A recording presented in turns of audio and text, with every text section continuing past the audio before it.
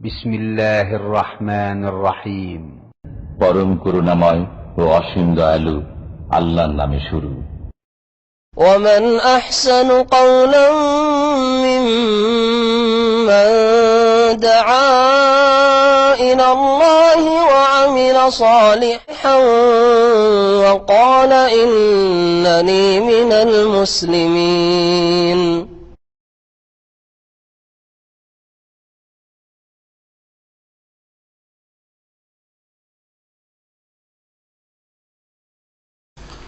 আসসালামু আলাইকুম ওয়া রাহমাতুল্লাহি ওয়া বারাকাতুহু। বিসমিল্লাহির রহমানির রহিম। আলহামদুলিল্লাহি রাব্বিল আলামিন ওয়াস সালাতু ওয়াস সালামু আলা সাইয়্যিদিল মুরসালিন নবিয়িনা মুহাম্মদ ওয়া আলা আলিহি ওয়া সাহবিহি আজমাইন। আম্মা বাদ, ফাউযু বিল্লাহি মিনাশ শাইতানির রাজীম।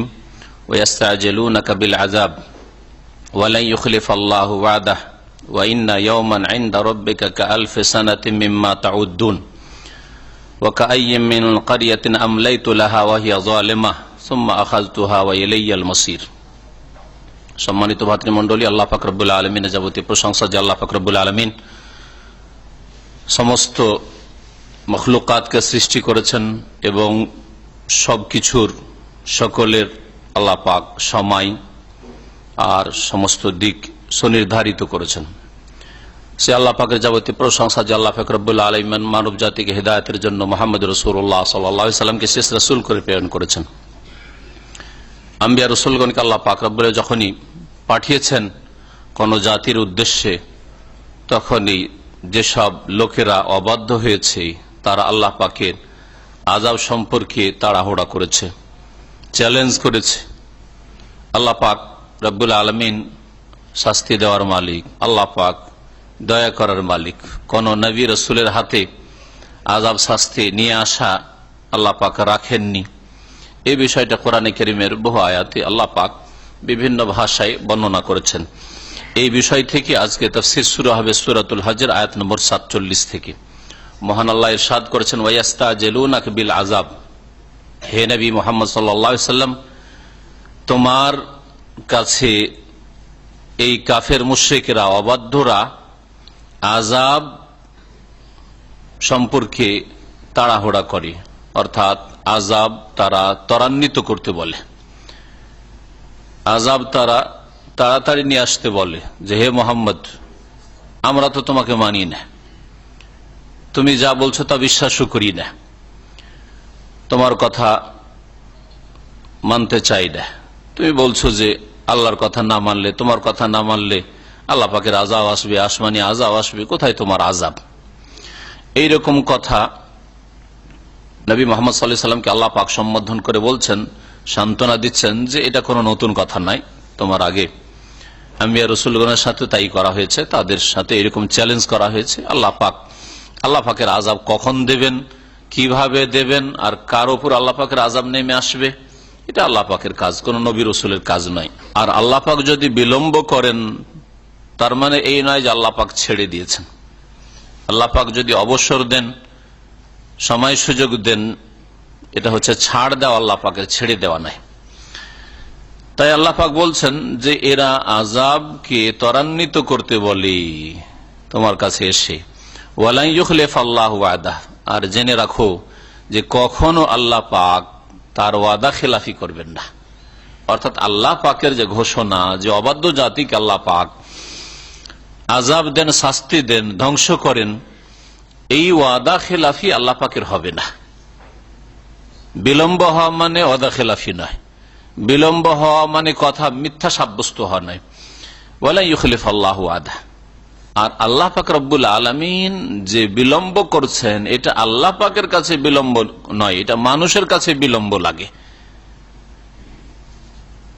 অনেক মুমিন মুসলিমরা মনে করে যে এত বড় জালেম, অবাধ্য, কাফের, আল্লাহ দ্রোহী, তারপর আল্লাহ পাক এত ছাড় দিয়ে রেখেছেন, ছেড়েই দিয়েছেন মনে হচ্ছে। না, ছেড়ে দেননি।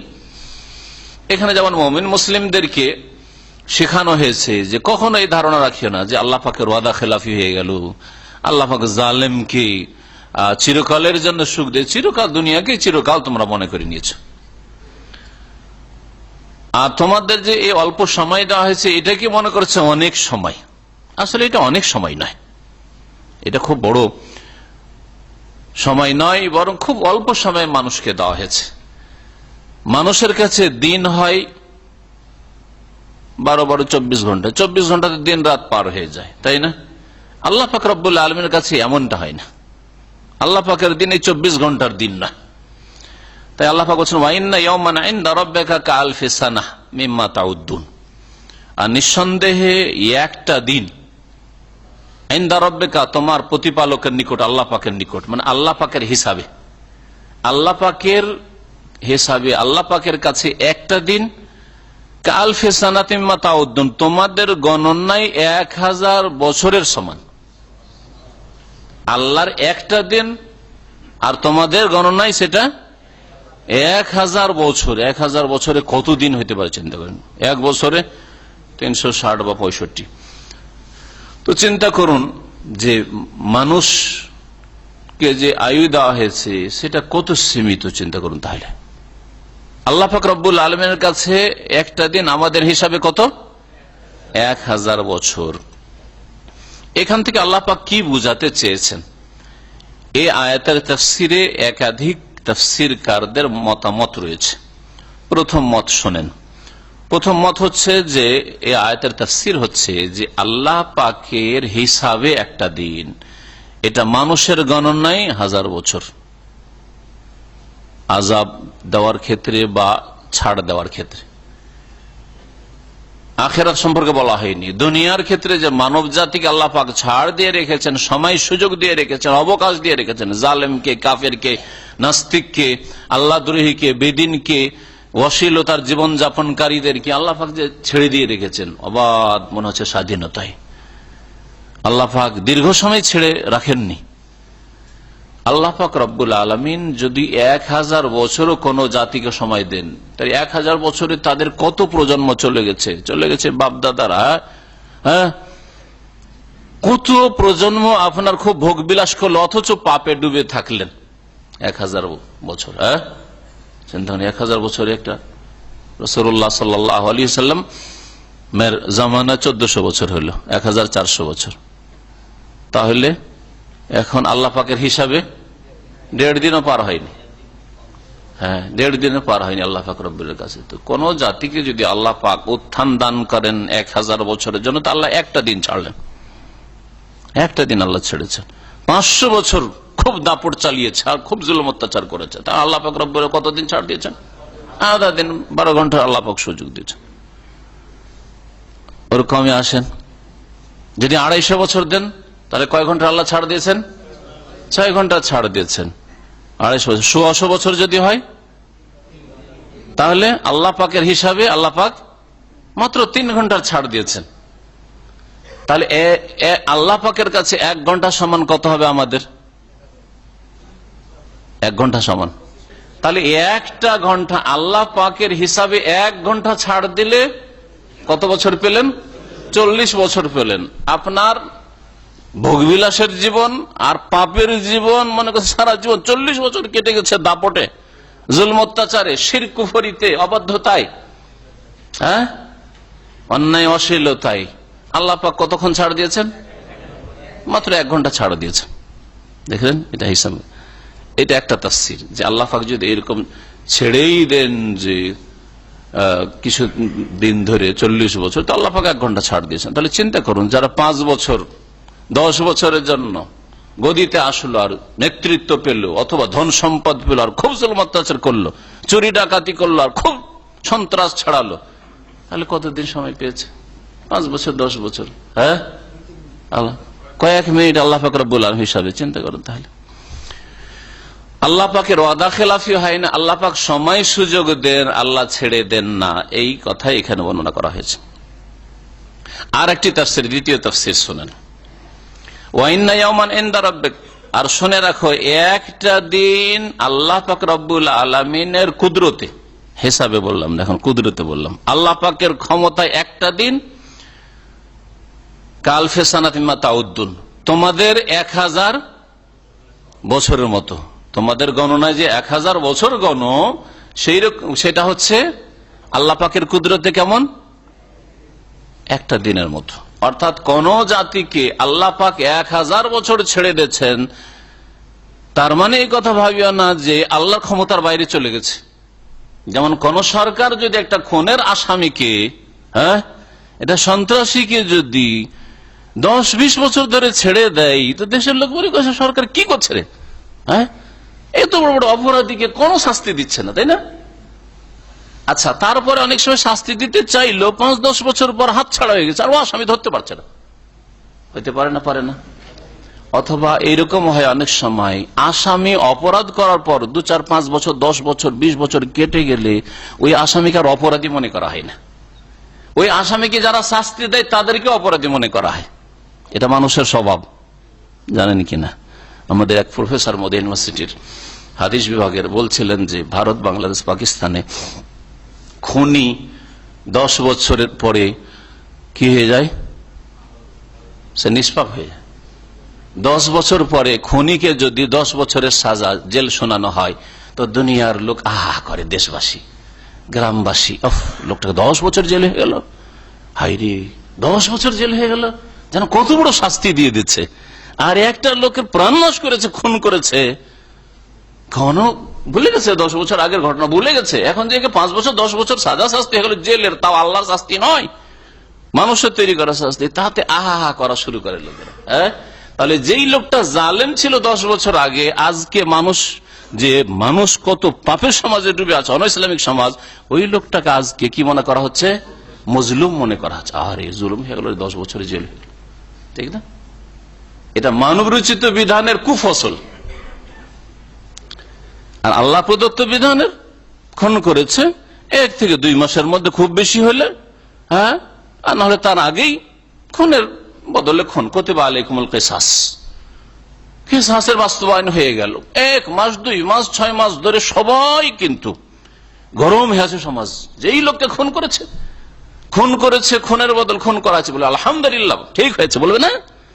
কিন্তু এই ঘটনা 10 বছর 20 বছর কেস লড়তে আছে, চলতে আছে, ঘুষ দিতেই আছে, আর উকিল ধরতে আছে। এই করতে গিয়ে ওই জালেম দোষীটাই মজলুম বেচা নির্যাতিত হয়ে গেল, নাকি নিপীড়িত হয়ে গেল। লা হাওলা ওয়ালা কুওয়াতা ইল্লা বিল্লাহ। আল্লাহ পাক রব্বুল আলামিনের কুদরতে, ক্ষমতায় 1 দিন আর 1000 বছর 10,000 বছর সমান। অর্থাৎ আল্লাহ পাক যদি কোন জাতিকে, কোন সম্প্রদায় 1000 বছরও ছেড়ে দেন, ওইটা আল্লাহ পাকের কাছে ক্ষমতার দিক থেকে কেমন? তোমাদের 1000 বছর আল্লাহর কাছে 1 দিনের মতো, 1 দিনের মতো। অর্থাৎ আল্লাহ পাক রব্বুল আলামিন ক্ষমতার বাইরে যেতে পারবেন না। এটা নয় যে 1000 বছর হয়ে গেছে এই জাতির, আর কি ধরবেন আল্লাহ, আর কি শাস্তি দেবেন, ধরতে পারবেন, এমন নয়। আল্লাহ পাকের পকড়াওয়ার বাইরে কোন জাতি যেতে পারবে না, যদিও বিলম্ব হয়। আর মানুষকে আয়ুই তো দেওয়া হয়েছে 60-70 বছর, 100 বছর, তার বেশি তো আজকাল আয়ুই দেওয়া হয়নি, তাই না? তৃতীয় তাফসীর হচ্ছে এই আয়াতের, যে এটা আখিরাত সম্পর্কে বলা হয়েছে, কিয়ামতের দিন সম্পর্কে, ইয়াউমুল কিয়ামাহ। কিয়ামতের দিবসে মানুষের বিভিন্ন অবস্থা হবে ঈমান আমলের অনুযায়ী, যেমন যার ঈমান আমল থাকবে। কিয়ামতের ভয়াবহতা এমন হবে যে পাপীদের জন্য কিয়ামতের দিনটা এক রকমের পাপী হবে, যাদের জন্য এটা 50,000 বছরের মতো হবে। ফি ইয়াউমিন কানা মিকদারু 50 আলফা সানা, 50,000 বছরের মতো হবে। আবার কিছু অপরাধী পাপী হবে, যাদের জন্য ওই একটা দিন, কিয়ামতের দিনটা, বিচার দিবসটা কেমন হবে? 1000 বছরের মতো হবে। কিন্তু আল্লাহ পাকের হিসাবে সেটা কিয়ামতের দিনটা একটা দিন মাত্র, ইয়াউমুল কিয়ামাহ, একটা দিন মাত্র। ওয়া ইন্না ইয়াওমান ইনদা রাব্বিকা কাআলফি সানাতিন মিম্মা তাউদ্দুন। তাহলে কিয়ামতের ভয়াবহতা বোঝানো হয়েছে। আর কেউ কেউ বলেছেন যে বাস্তবিক ওই কিয়ামতের দিনটা মানুষের দুনিয়ার দিনের গণনায় 1000 বছর হবে। একটাই দিন, সেটা কিয়ামতের বিচার দিন, কিন্তু সেই দিনটা হবে 1000 বছরের। এর সমর্থনে একটা হাদিস রয়েছে, নবী করিম সাল্লাল্লাহু আলাইহি ওয়াসাল্লাম বলেছেন যে ফকির, গরিব, যারা দরিদ্র মানুষ, বেশি টাকা পয়সা যাদের ছিল না, তারা জান্নাতে যেতে পারবে ধনীদের তুলনায়, পয়সাওয়ালাদের তুলনায়। কতদিন আগে? 500 বছর আগে। আর ওই হাদিসের কোন একটা অংশে রয়েছে নিসফ, অর্ধেক দিন আগে। অর্থাৎ সকালবেলা বিচার শুরু হবে, দুপুরেই চলে যাবে ফকির গরিবরা, সকালবেলা বিচার শেষ ওদের, ওই কিয়ামতের দিনে দুপুরের আগে আগে জান্নাতে চলে যাবে। আর যারা পয়সাওয়ালা, হ্যাঁ, নেতৃত্বের দিকে নেতা, ওদের নেতৃত্বের হিসাব, জবাবদেহি, পয়সার হিসাব, কোথা থেকে আমদানি, কোথায় রফতানি, কোথা থেকে আয়, কোথা থেকে ব্যয়, এই হিসাব হইতে হইতে সন্ধ্যা হয়ে যাবে। তারপরেও নাজাত পাবে কিনা। কয়টা তফসির হলো তাহলে? 4টা তফসির হলো। একটা হচ্ছে কিয়ামতের দিন সম্পর্কে 2টা। তো কিয়ামতের দিন সবাইকে কিন্তু 1000 বছর আর 50,000 বছর লাগবে না, পাপ হিসাবে। যার পাপ বেশি হবে 50,000 বছর লাগবে, যার পাপ আছে কিন্তু তুলনামূলক কম, মুসলিমদের পাপিষ্ট যারা গুনাহগার, তাদের জন্য সেটা 1000 বছর হবে। কিন্তু মুসলিম নেক, আল্লাহ ভীরু, মুত্তাকি, পরহেজগার, জান্নাতি, তাদের জন্য মুহূর্তের মধ্যে শেষ, মুহূর্তের মধ্যে তাদের দিন শেষ, কোন বালা মুসিবত নেই সেই দিন।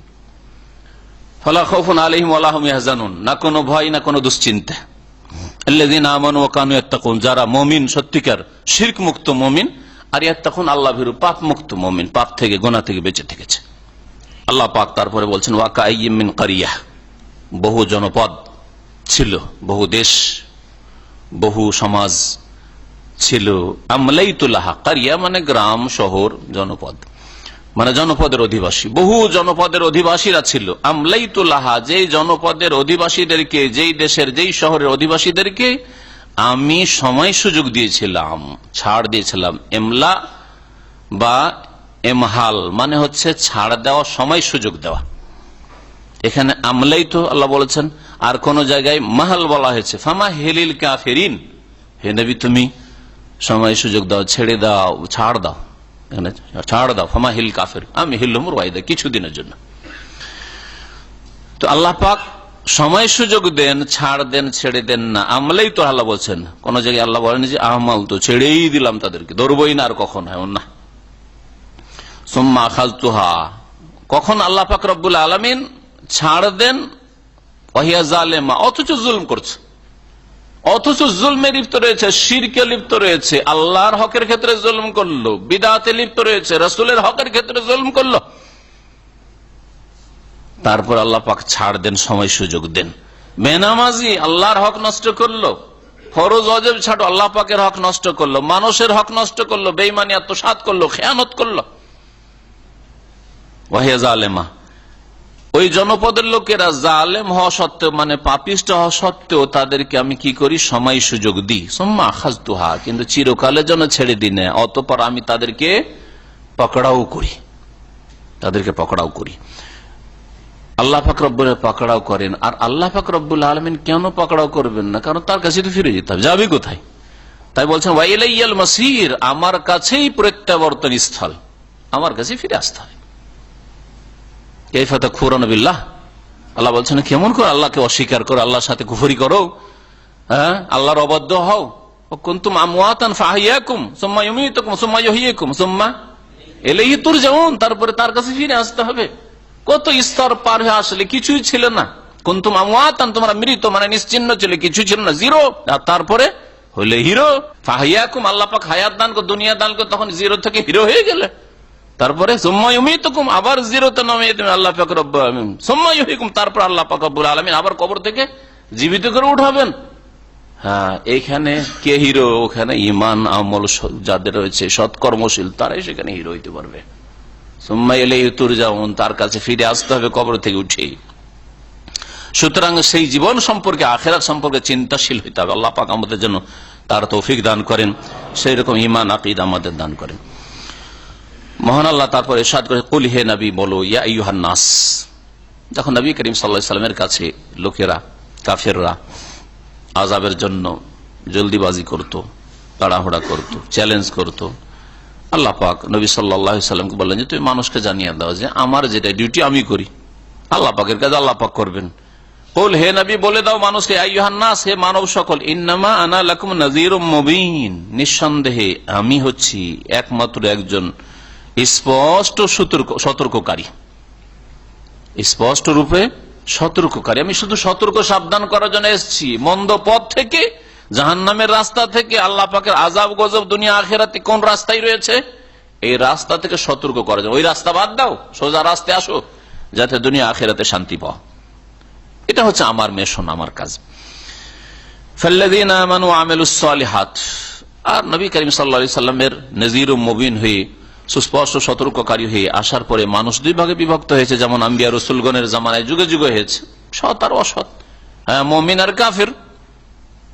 আল্লাহ পাক দুই দলের বদলা সম্পর্কে, শেষ পরিণাম সম্পর্কে বলছেন যে সৎকর্মশীলদের কত উত্তম প্রতিদান রয়েছে, আল্লাহ পাকের কাছে মহাপুরস্কার রয়েছে, আর যারা অসৎ তাদের জন্য কত কঠোর শাস্তি রয়েছে। মহানাল একটি আয়াতে এই দুই জাতির কথা, মানব জাতিকে যে ইমান আকিদার ভিত্তিতে, কর্মের ভিত্তিতে আল্লাহ পাক দুই জাতিতে ভাগ করেছেন, মুমিন আর কাফের, বিশ্বাসী অবিশ্বাসীতে, মুওয়াহিদ একত্ব প্রতিষ্ঠাকারী আর মুশরিকে মুসলিম আত্মসমর্পণকারী আর অবজ্ঞাকারী অস্বীকারীতে। আল্লাহ পাক রব্বুল আলামিন বলছেন যে শোনো, ফাল্লাযীনা আমানু ওয়া আমিলুস সালিহাত, সুতরাং যারা বিশ্বাস স্থাপন করবে, আল্লাহ যা বিশ্বাস করতে বলেছেন তা বিশ্বাস করে, আল্লাহ পাক বলেননি, তার রাসূল বলেন উদ্ভট কথা বিশ্বাস করে না। ধর্মের নামে মুসলিম সমাজের বিদআতেরা বহু উদ্ভট কথা, আজব কথা বিশ্বাস করে, কোরআন হাদিসের কথা বিশ্বাস করার তৌফিক হয় না, সেদিকে মনোযোগী হয় না, কিন্তু মুরব্বীরা বলেছে বিশ্বাস করে, সমাজে ছড়িয়ে আছে ওই সব কথা বিশ্বাস করে। কত যে এই শিরকি আকীদা, কত যে বিদআতি আকীদা, কত যে টোটকা ফটকা, কত যে কুসংস্কার রয়েছে, এইসব ভ্রান্ত কথা বিশ্বাস করে যে তাদের ওলিয়া উলিয়া গৌস কুতুব আছে, ভ্রান্ত বিশ্বাস। আর গৌস কুতুব সবকিছুর রক্ষাকারী, তারাই ধরে আছে, তারাই রক্ষা করে। বিশ্বাস করে যে জিলানির নাম বিনা উজুতে নেওয়া যাবে না, হ্যাঁ, আর বিনা উজুতে নিলে কয়টা চুল পড়বে? 2.5টা চুল পড়বে। রসুলের নাম বিনা উজুতে নিলে কি হুকুম এটা জানে না মুসলিমরা, হ্যাঁ, উজু লাগে না ওইসব নিয়ে কোনো মাথা ব্যথা নেই। আল্লাহর নাম যে জিকির, সুবহানাল্লাহ, আলহামদুলিল্লাহ, আল্লাহু আকবার, লা ইলাহা ইল্লাল্লাহ, লা হাওলা ওয়ালা কুওয়াতা ইল্লা বিল্লাহ, সুবহানাল্লাহি ওয়া বিহামদিহি, সুবহানাল আযীম, এই তাসবিহ পড়ার জন্য কি উজু লাগবে? যে আল্লাহ পাকের জিকির আছে, আল্লাহর নাম নেওয়ার জন্য তো উজু লাগলো না। আর বিনা উজুতে যদি তাদের রবের নাম যদি নেওয়া যায়, এ মুশরিকদের রবের নাম নেওয়া যায়, তাহলে সর্বনাশ হয়ে যাবে, 2.5টা চুল পড়ে যাবে। ভ্রান্ত বিশ্বাস।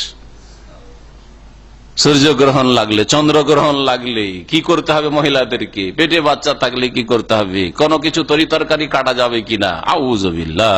হ্যাঁ, বাচ্চা হলে বাইরে বেরোলে খালি হাতে বেরোয়া যাবে না। হ্যাঁ, রাতে কোনো জিনিস কাউকে ধার দেওয়া যাবে না, রাতে বাড়ি থেকে কোনো কিছু বের করতে দেওয়া যাবে না। শিরকি, কুফরি, ভ্রান্ত বিশ্বাস রাখে, উদ্ভট বিশ্বাস রাখে। মা আনজালাল্লাহু বিহি মিন সুলতান, আল্লাহ পাক যা নাযিল করেন তাতে বিশ্বাসী জাতিতে মুসলিম। আর আল্লাহর তৌহিদ, আল্লাহ পাকের কুদরত, আল্লাহ পাকের 99টি নাম এবং সেগুলির ব্যাখ্যা বিশ্লেষণ, সেগুলি সম্পর্কে কোনো পরোয়া নেই। আল্লাহ সরিউল হিসাব, শদীদুল ইকাব, আজিজুল যুনতিকাম, কোথায় বিশ্বাস এগুলির উপর? আল্লাহ পাক রব্বুল আলামিন কাদির, সামি, বসির, আল্লাহর ক্ষমতার বাইরে যেতে পারে, দৃষ্টির বাইরে যেতে পারেন না, শ্রবণ শক্তির বাইরে যেতে পারেন না। কোথায় এগুলির প্রতি বিশ্বাস? হ্যাঁ, আখেরাত, পরকাল, জান্নাত, জাহান্নাম, কবরের জীবন, আখেরাত টার্গেট, কোথায় বিশ্বাস? যারা ঈমানদার, আল্লাহ যা বিশ্বাস করতে বলেছেন তাই বিশ্বাস করি। ও আমিলুস সালিহাত, এবং বিশ্বাসের দাবিদার শুধু নয়, বরং তারা নেক কাজগুলি করে প্রমাণ করে দেয় যে আমরা বিশ্বাসী অবিশ্বাসী নই, আমরা মুমিন, মুসলিম, কাফের, মুশরিক নই। লাহুম মাগফিরাহ, তাদের জন্য মার্জনার ঘোষণা রয়েছে আল্লাহর পক্ষ থেকে, মাফ করে দেবেন আল্লাহ পাক রব্বুল আলামিন। ঈমান আর নেক আমল থাকলেই ভুল ভ্রান্তি আল্লাহ মাফ করে দেবেন। আর নেক আমল দুই রকম, ইতিবাচক, মানে আল্লাহ যা করতে বলেছেন করতে হবে, হ্যাঁ, আর যা নিষেধ করেছেন তা থেকে বাঁচতে হবে, এটাও নেক আমল। আপনার কুকাজে লিপ্ত না হওয়া, গুনাহ থেকে বেঁচে থাকা, হারাম না খাওয়া, এটাও ইবাদত, মনে রাখবেন। এগুলো হচ্ছে সলিহাত। তাদের জন্য মাগফিরাত রয়েছে, ওয়া রিজকুন কারীম, আর তাদের জন্য সম্মানজনক উপজীবিকা রয়েছে, তাদের জন্য ইজ্জতপূর্ণ রিজিক রয়েছে। ইজ্জতের সাথে রিজিক, আরে বেজ্জতির সাথে রিজিক অনেকে পায়, গোলামি করে কারো, আর খুব ভালো ভালো খেতে পায়, কি সম্মানের রিজিক? আল্লাহ শুধু রিজক এই জন্য বলেননি, রিজকুন কারীম, সম্মানজনক জীবিকার ব্যবস্থা রয়েছে, রিজিকের ব্যবস্থা রয়েছে। অনেক তাবেঈরা এই রিজকুন কারীমের তাফসীর শুধু জান্নাত করেছেন। নিঃসন্দেহে জান্নাত সবচেয়ে বড় রিজকুন কারীম, সবচেয়ে বড় সম্মানজনক জীবিকা হচ্ছে, রিজিক হচ্ছে জান্নাত, আর এটাই হচ্ছে মুমিনের টার্গেট। কিন্তু মুমিন সৎকর্মশীলকে আল্লাহ পাক সম্মানজনক রিজিক কবরের জীবনেও দেবেন আর দুনিয়াতেও দেবেন। চিন্তা করুন, একটা লোক চুরি করে খায়, হারাম পথে আয় উপার্জন করে, তার সমাজে কোন মান ইজ্জত আছে? যে বেঈমানি করে, যে আত্মসাৎ করে, বিভিন্ন ভাবে অবৈধভাবে যে রুজি রোজগার করে, তাকে কে শ্রদ্ধা সম্মান করে? যাদের চুরি ডাকাতিও করে না তারাও ঘৃণা করে, না না আমাদের ক্ষতি করেনি, এরা আমাদের গ্রামের চোর বা হারাম খায়, কিন্তু আমাদের সাথে কোনো খারাপ আচরণ করে, তারপরও ঘৃণা করে না? তাহলে সম্মানজনক রিজিক পায় সমাজে? সম্মানের রিজিক পায় না, অন্তর থেকে কেউ শ্রদ্ধা সম্মান করে না। কিন্তু যারা হালাল রিজিক খায়, মুমিন মুসলিম ধার্মিক আল্লাহ ভীরু, কারো জীবনে ক্ষয়ক্ষতি করে না আর হালাল পথে জীবনযাপন করে, তাদের মান ইজ্জত রয়েছে, তাদের সম্পর্কে মানুষের অন্তরে শ্রদ্ধা সম্মান রয়েছে। হারাম ব্যবসা করে, আপনার ক্ষতি করে না, হারাম ব্যবসা করে, আন্তর্জাতিক ব্যবসা, বিদেশের সাথে আপনার সাথে না, তারপর ঘৃণা করে, তাই না? তাহলে কোথায় সম্মানের রিজিক পাচ্ছে? বহু পয়সা পেয়ে কোনো সম্মানের রিজিক পায় না। তো দুনিয়াতেও মুমিন মুসলিম সম্মানজনক রিজিক পায়। আল্লাহ পাক এজন্য খাস করেননি শুধু আখিরাতের সাথে, মুমিন সৎকর্মশীলদের জন্য আল্লাহ পাকের পক্ষ থেকে মার্জনার ঘোষণা রয়েছে আর সম্মানজনক রিজিক রয়েছে। ওয়াল্লাযিনা সাউ ফি আয়াতিনা মুআজিজিন, আর যেসব লোকেরা অপচেষ্টা চালায়, সায়াস মানে প্রয়াস চালানো, চেষ্টা করা, ওয়াল্লাযিনা সাউ ফি আয়াতিনা, যারা অপপ্রয়াস চালায়, ফি আয়াতিনা আমার বিধানাবলী সম্পর্কে, আমার আয়াত সমূহ সম্পর্কে, মুআজিজিন সেই বিধানগুলিকে ব্যর্থ করে দেওয়ার উদ্দেশ্যে, সেই বিধানগুলির লক্ষ্য উদ্দেশ্য ব্যর্থ করার উদ্দেশ্যে আল্লাহ পাকের যে আয়াত, কোরআন কারীমের আয়াত আর রাসূলুল্লাহ সাল্লাল্লাহু আলাইহি ওয়াসাল্লাম হাদিস, সবগুলি বিধানাবলী, আল্লাহ পাকের বিধানাবলী, ওহীর বিধানকে কেউ যদি ব্যর্থ করতে চায়, যে কোরআন হাদিসের যে লক্ষ্য উদ্দেশ্য রয়েছে মানুষকে ঈমানদার আর সৎ তৈরি করা, আর সৎ সমাজ গঠন করা, নেক আল্লাহ ভীরু মানুষ পয়দা করা, এই যে উদ্দেশ্য রয়েছে আল্লাহ পাকের দিনের, আল্লাহ পাকের ওহীর, এটাকে কেউ যদি ব্যর্থ করতে চায়, শিরক দিয়ে, নাস্তিকতা দিয়ে, পাপ দিয়ে, অশ্লীলতা ছড়িয়ে দিয়ে, প্রচার মাধ্যমগুলিতে পাপ আর অশ্লীলতা নোংরামি ছড়িয়ে দিয়ে, নগ্ন সভ্যতা, পাশ্চাত্য সভ্যতা দেশে নিয়ে এসে, মুসলিম সমাজে নিয়ে এসে দেশকে যদি কি করতে চায়, দেশকে, সমাজকে, পরিবারকে ধ্বংস করতে চায়, এটা হচ্ছে তাদের অপচেষ্টা আল্লাহর বিধানকে ব্যর্থ করার, আল্লাহর বিধানের লক্ষ্য উদ্দেশ্য ব্যর্থ করার। তাহলে চিন্তা করুন, যারা দাওয়ার কাজে, দাওয়া ইলাল্লাহ, দিন ইসলামের দাওয়াতের কাজ হচ্ছে, তৌহিদের দাওয়াত হচ্ছে, সুন্নতের দাওয়াত হচ্ছে, ইসলাম সংশোধনের দাওয়াত হচ্ছে, মানুষের আকীদার সংশোধন হচ্ছে, ইবাদতের সংশোধন হচ্ছে, আখলাক চরিত্র সংশোধন হচ্ছে, অর্থনীতির সংশোধন হচ্ছে, ব্যবসা বাণিজ্যের সংশোধন হচ্ছে, পরিবার সমাজ দেশের সংশোধন হচ্ছে, পথভ্রষ্ট গোমরাহদেরকে সঠিক রাস্তায় নেওয়া হচ্ছে, চোর ডাকাতকে আল্লাহ ভীরু বানানো হচ্ছে, এ হচ্ছে দিনের দাওয়াতের কাজ, এ হচ্ছে আমর বিল মারুফ নাহি আনিল মুনকার, ভালো কাজের উপদেশ দেওয়া, অন্যায় কাজে বাধা দেওয়া, এইটা হচ্ছে ওহীর কাজ, আল্লাহ পাকের বিধানের কাজ। এটাকে ব্যর্থ করার জন্য কেউ যদি অপপ্রয়াস চালায়, আল্লাহ পাক তাদের জন্য কঠোর শাস্তি রেখেছেন। এক কথায়, সহজ ভাষায়, দিন ইসলামের কাজে কেউ যদি বাধা সৃষ্টি করে, দাওয়া ইলাল্লাহর কাজে যদি করে, তাওহীদ সুন্নতের রাস্তায় কেউ যদি ইট পাটকেল ছড়ে বাধা সৃষ্টি করে, উলাইকা আসহাবুল জাহিম, এরা হচ্ছে জাহান্নামের অধিবাসী। কত কঠোর শাস্তির কথা আল্লাহ পাক বলেছেন। হকের পথে যারা বাধা সৃষ্টি করবে তারা জাহান্নামী, আল্লাহ পাক বলছেন আসহাবুল জাহিম। তারপর আল্লাহ পাক রব্বুল আলামিন এই আয়াতটি, যে একটি লম্বা আয়াত, তাতে আর একটি বিষয় উল্লেখ করেছেন, তা যে কোনো রসুল কে আল্লাহ পাক প্রেরণ করলে সেই রসুলের উপর যখন ওহী হয়, ওহীর একটা লক্ষ্য উদ্দেশ্য আছে, যে কথাটা একটু আগে আলোচনা হইল, মানুষের ইসলাহ করা, সংশোধন করা, মানুষকে মানুষের মতো করে তৈরি করা, মানুষ যাতে করে পশু চরিত্রের না হয়ে যায়, রূপ চেহারাটা মানুষের কিন্তু তাদের আখলাক আমল চলাফেরা পশুর মতো, হিংস্র পশুর মতো, একজন আরেকজনকে খেয়ে নিতে চায়, আল্লাহর হক নষ্ট করে, মানুষের হক নষ্ট করে, বেপরোয়া চলাফেরা করে, পশুর মতো যৌন চাহিদা পূরণ করে না, এটা হতে দিতে চাই না ওহী, কোরআনে কারীম, দিন ইসলাম, এটা হতে দিতে চাই না। শয়তান এই ওহীর বিপরীত কাজ করে। জিন শয়তান, ইবলিস শয়তান, ইবলিস শয়তানের অনুসারী যারা, মানুষ শয়তান, জিন শয়তান, তারা কিন্তু এর বিপরীত কাজ করে। আল্লাহ পাক রব্বুল আলামিন যখনই নবী রাসূলের উপর কোনো কিছু নাজিল করেন, তখন নবী রাসূলের একটা আকাঙ্ক্ষা থাকে যে আমার উপরে যে ওহী হয়েছে এই ওহীর মাধ্যমে সংশোধন হোক, এটা হচ্ছে আকাঙ্ক্ষা। আল্লাহ পাকও চান, আল্লাহ পাকের রাসূলগণ এটাই চান, সৎ বান্দারা এটাই চায় যে সমাজের সংস্কার হোক। এতে সংশয়, সন্দেহ, শিরক, কুফরি এইসব নিক্ষেপ করে শয়তানে। জিন শয়তান মানুষের অন্তরে কুমন্ত্রণা দেয়, ওয়াসওয়াসা, সংশয় পয়দা করে, শিরক কুফরির দিকে, নাস্তিকতার দিকে নিয়ে যায়, আর গুমরাহির দিকে নিয়ে যায়, পাপের দিকে নিয়ে যায়। এইরকম অন্তরে আর এক রকমের ব্যাধি রয়েছে, কুপ্রবৃত্তির ব্যাধি রয়েছে, পাপের রাস্তার দিকে নিয়ে যায় শয়তানে। আল্লাহ পাক রব্বুল আলামিন তার দিনকে সুপ্রতিষ্ঠিত করেন, আর আম্বিয়া রাসূলগণ আশা আকাঙ্ক্ষা পূরণ করেন, আর শয়তান যা কিছু নিক্ষেপ করার চেষ্টা করে তাকে আল্লাহ পাক রব্বুল আলামিন ধ্বংস করেন। এই বিষয়টি আল্লাহ পাক উল্লেখ করেছেন। আর তরজমা করি, তারপরে এই আয়াতের আরেকটি তাফসীর হইতে পারে, সেটা বর্ণনা করব। মহান আল্লাহ ইরশাদ করেছেন, ওয়া মা আরসালনা মিন ক্বাবলিকা মির রাসূল, হে নবী মুহাম্মদ সাল্লাল্লাহু আলাইহি ওয়াসাল্লাম, তোমার পূর্বে যে কোন রাসূল আমি পাঠিয়েছি, ওয়ালা নবী, অথবা নবী পাঠিয়েছি, ইল্লা ইযা তামান্না, সেই নবী যখনই কোনো আকাঙ্ক্ষা করেছে।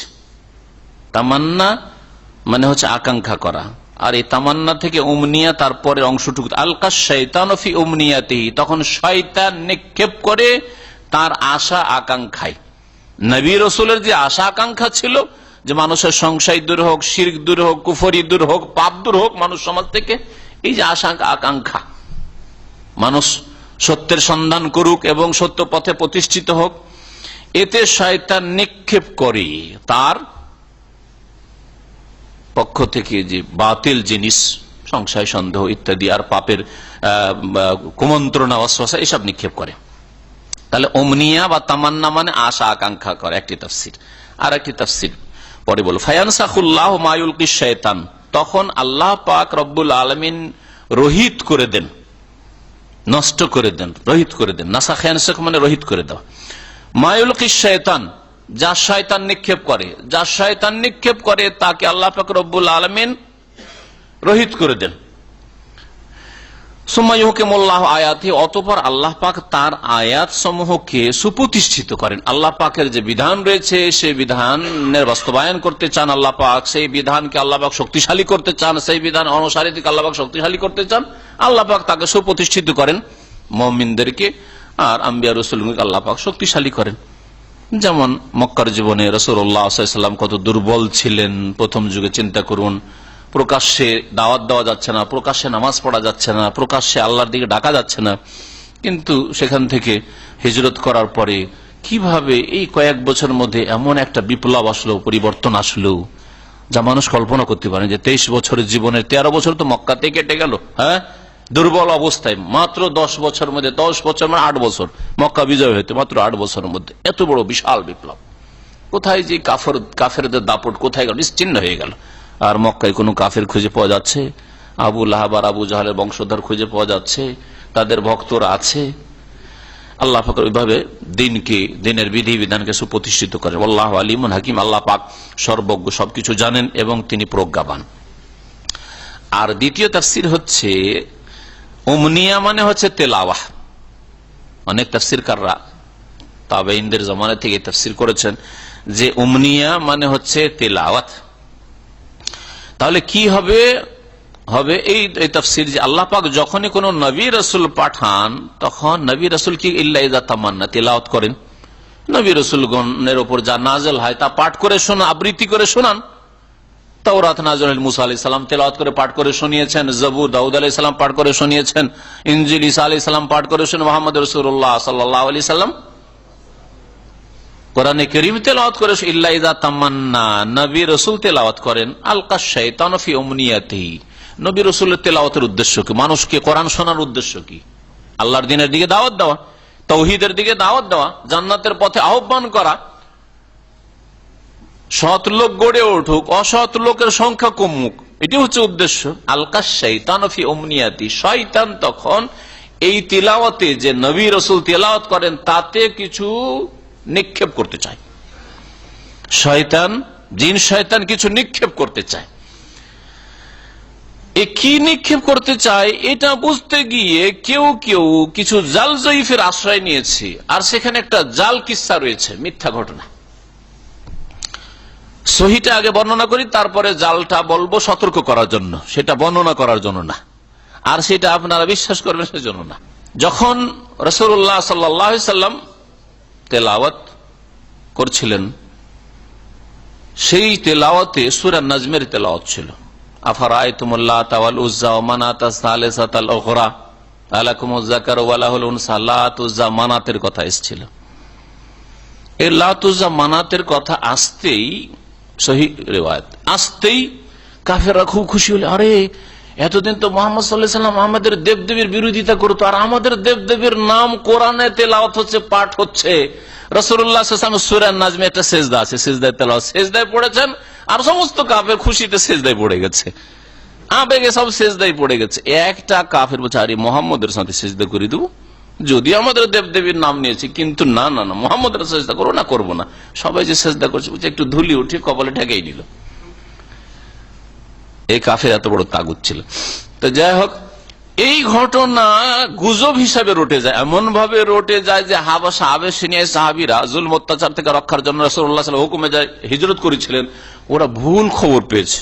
গুজব কি রটেছে, মক্কার কাফের সব মুসলমান হয়ে গেছে, ওই যে সিজদায় পড়ে গেছে, মুসলিম হয়ে গেছে, আর সবাই ফিরে চলে এসছে। আরে ফিরে চলে এসে কি মুসিবত, আরো জুলম অত্যাচার শুরু হয়ে গেছে, কিছুই না, সব গুজব শুনেছিলাম, ইসলাম কবুল করেনি এরা। এই ছিল ঘটনা। রাসূলুল্লাহ সাল্লাল্লাহু আলাইহি ওয়াসাল্লামকে নির্দেশ হয়েছে ফাসজুদু লিল্লাহি ওয়াবুদু, এই আয়াতে সিজদা সূরা নাজমে।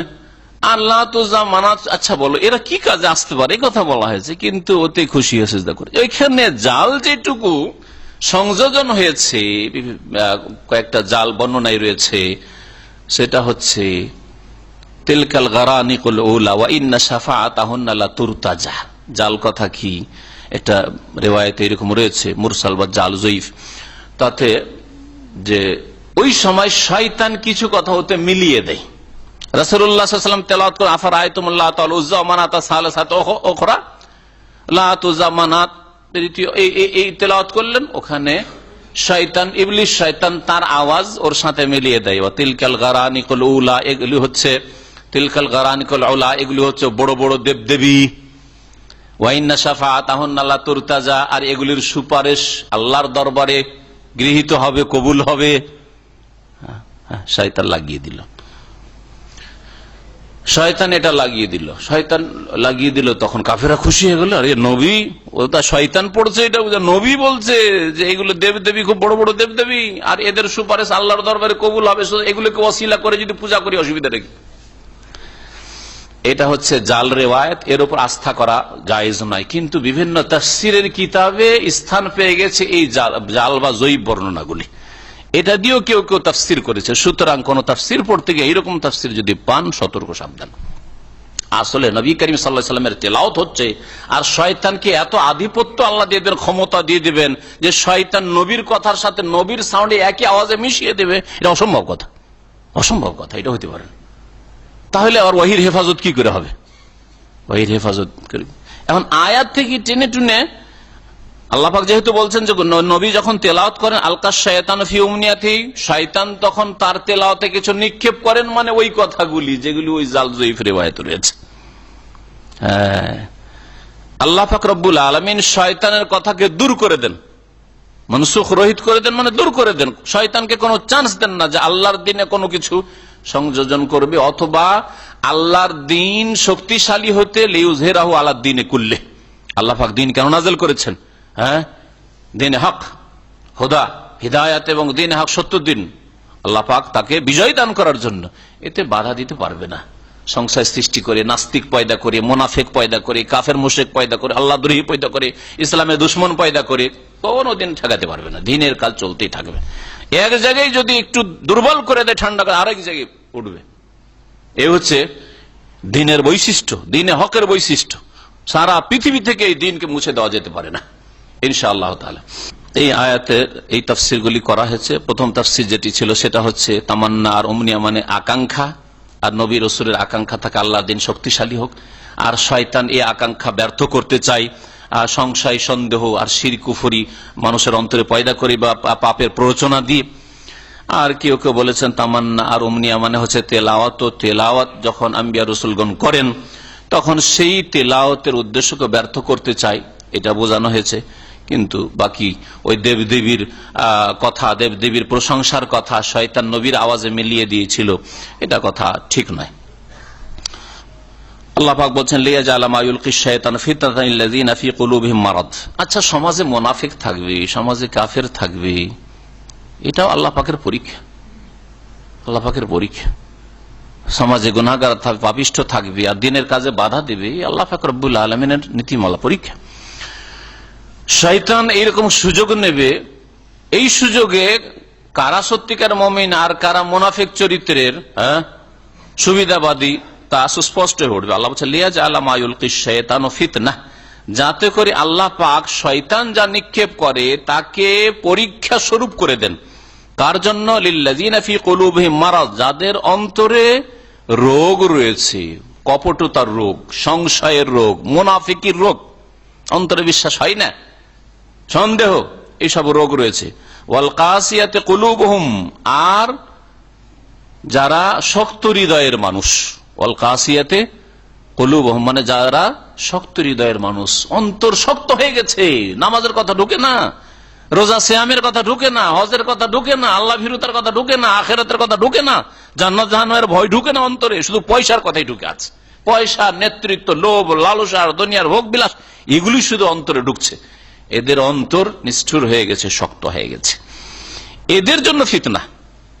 তাহলে শয়তানকে যে আল্লাহ পাক কিছু সুযোগ দিয়েছেন যে কিছু গুমরা করো, পথভ্রষ্ট করো, শয়তান মানুষের অন্তরে যে ওয়াসওয়াসা নিক্ষেপ করে, এটা মুনাফিকদের জন্য আর দুনিয়াদারদের জন্য, পেটুকদের জন্য, যারা আল্লাহ পাকের বান্দা হতে চায় না, আল্লাহ পাকের অনুগত হতে চায় না, দিন মোতাবেক জীবন যাপন করতে চায়, তাদের জন্য ফিতনা।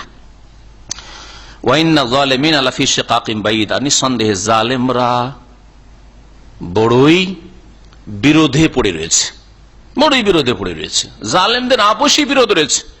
আল্লাহ পাক একটি সূরায়, সূরা মুজাদালাতে ইরশাদ করে তাহসাবুহুম জামিয়া ওয়া কুলুবুহুম শাত্তা, তাদেরকে মনে করবে দেখে যে এরা কি, মনে হচ্ছে যে তারা এক কুফরি শক্তি, কিন্তু না, তাদের হৃদয়গুলি, অন্তরগুলি বিক্ষিপ্ত হয়ে রয়েছে, ভিতরে মিল নাই, ভিতরে তাদের মিল নাই, কখনো এক হইতে পারবে না। ওয়ালি আলাম আল্লাযিনা উতুল ইলমা, এতে যেমন পরীক্ষা রয়েছে মুনাফিকদের জন্য আর শক্ত দিলের মানুষদের জন্য, পরীক্ষায় ফেল এরা, তেমনি নেক লোকদের ঈমান বাড়ে, নেক লোকদের ঈমান মজবুত হয়।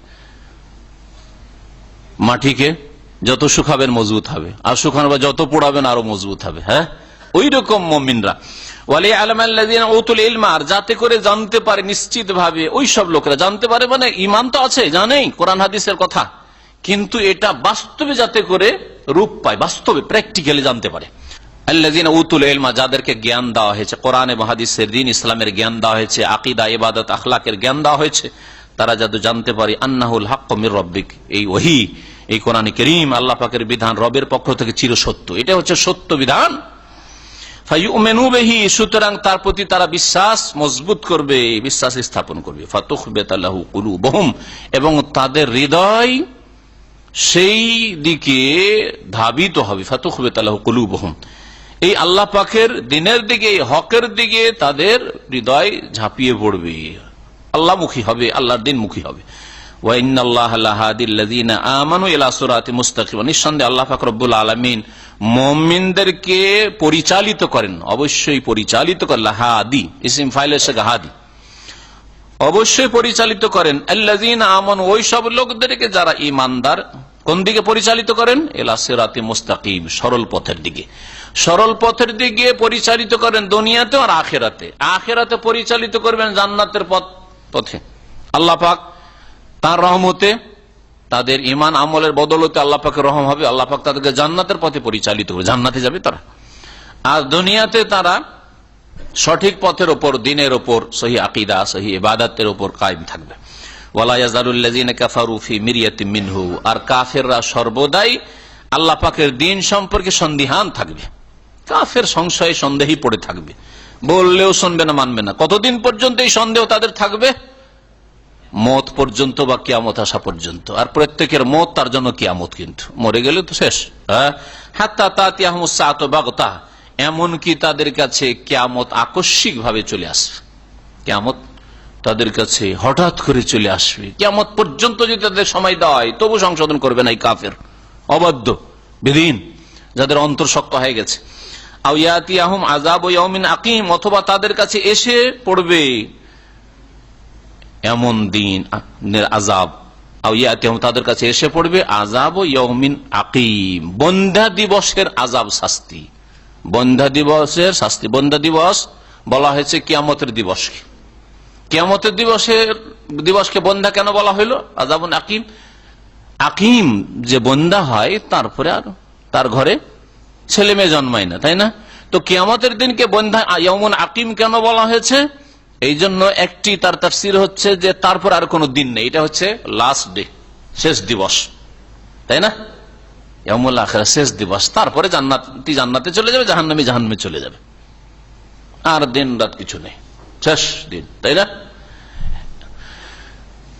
এই জন্য একে ইয়াউমুন আকিম বলা হয়েছে। আর কোন কোন তাফসীরকাররা বলছেন যে ইয়াউমুন আকিম, কিয়ামতের দিবসকে বন্ধ্যা দিবস কি জন্য বলা হয়েছে? অকল্যাণের দিক থেকে, অমঙ্গল হওয়ার দিক থেকে। কিয়ামতের দিবসে কাফেরদের জন্য কোনো কল্যাণ নেই, পাপিষ্ঠ গুনাহগারদের জন্য কল্যাণ নেই, কল্যাণ শূন্য দিন। যেমন যেই মহিলা বন্ধ্যা, তার ঘরে কোনো কল্যাণ নেই। আর কি আশা করছেন, আর বাচ্চা হবে? ছেলে মেয়ে হবে না, তার কল্যাণ নেই, কল্যাণ শূন্য। বন্ধ্যা মানে কল্যাণ শূন্য। ঠিক কিয়ামতের দিনকে ইয়াউমুন আকিম এই জন্য বলা হয়েছে যে সেটা কল্যাণ শূন্য দিন। কার জন্য? কাফেরের জন্য, মুশরিকের জন্য, পাপিষ্ঠদের জন্য।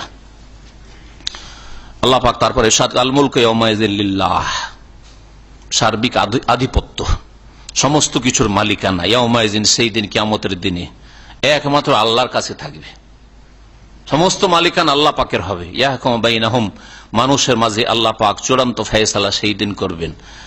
ফাল্লাযীনা আমানু ওয়া আমিলুস সালিহাতি ফি জান্নাতিন নাঈম, সুতরাং যারা দুনিয়াতে ঈমান নিয়ে এসেছে, বিশ্বাসী হয়েছে এবং সৎকর্মশীল হয়েছে, ভালো কাজগুলি করেছে, তারা নিয়ামতপূর্ণ জান্নাতে বসবাস করবে। আল্লাহ আমাদের জান্নাতুল ফিরদাউস দান করুন।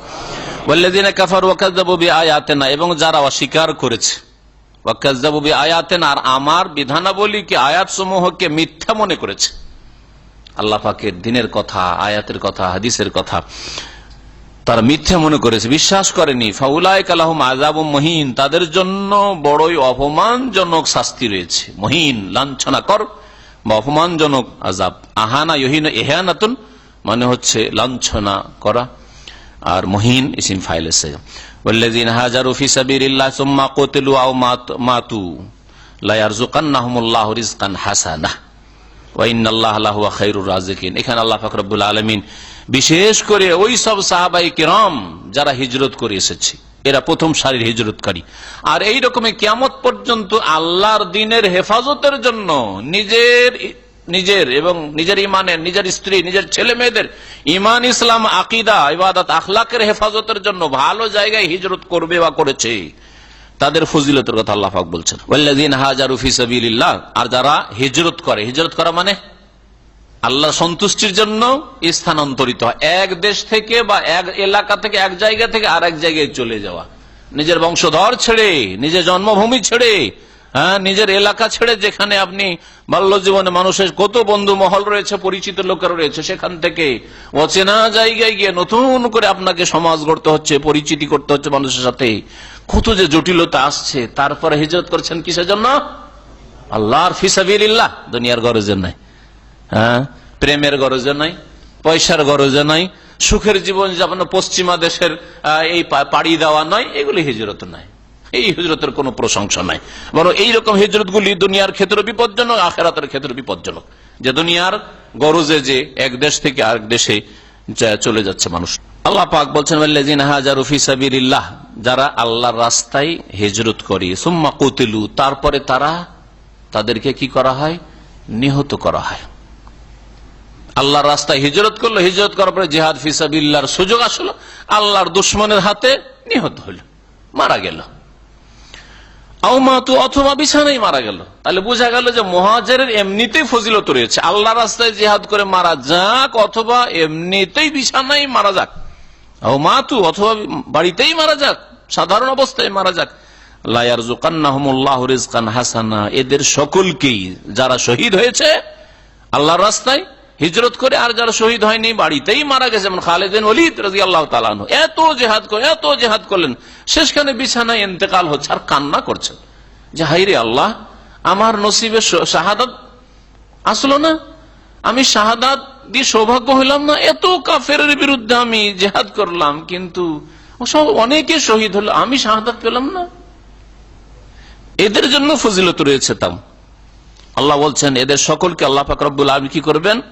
উত্তম রিজকান হাসান, উত্তম রিজিক অবশ্যই দান করবেন। আল্লাহ পাক জান্নাত দেবেন, জান্নাতের এমন রিজিক রয়েছে মালা আইনুর রাত, সহিহ বুখারী হাদিস রয়েছে, যা কোনো চোখে দেখেও নি, জীবনে কোনো চোখে দেখেনি, কোন রাজা ধীরাজার চোখে দেখেনি।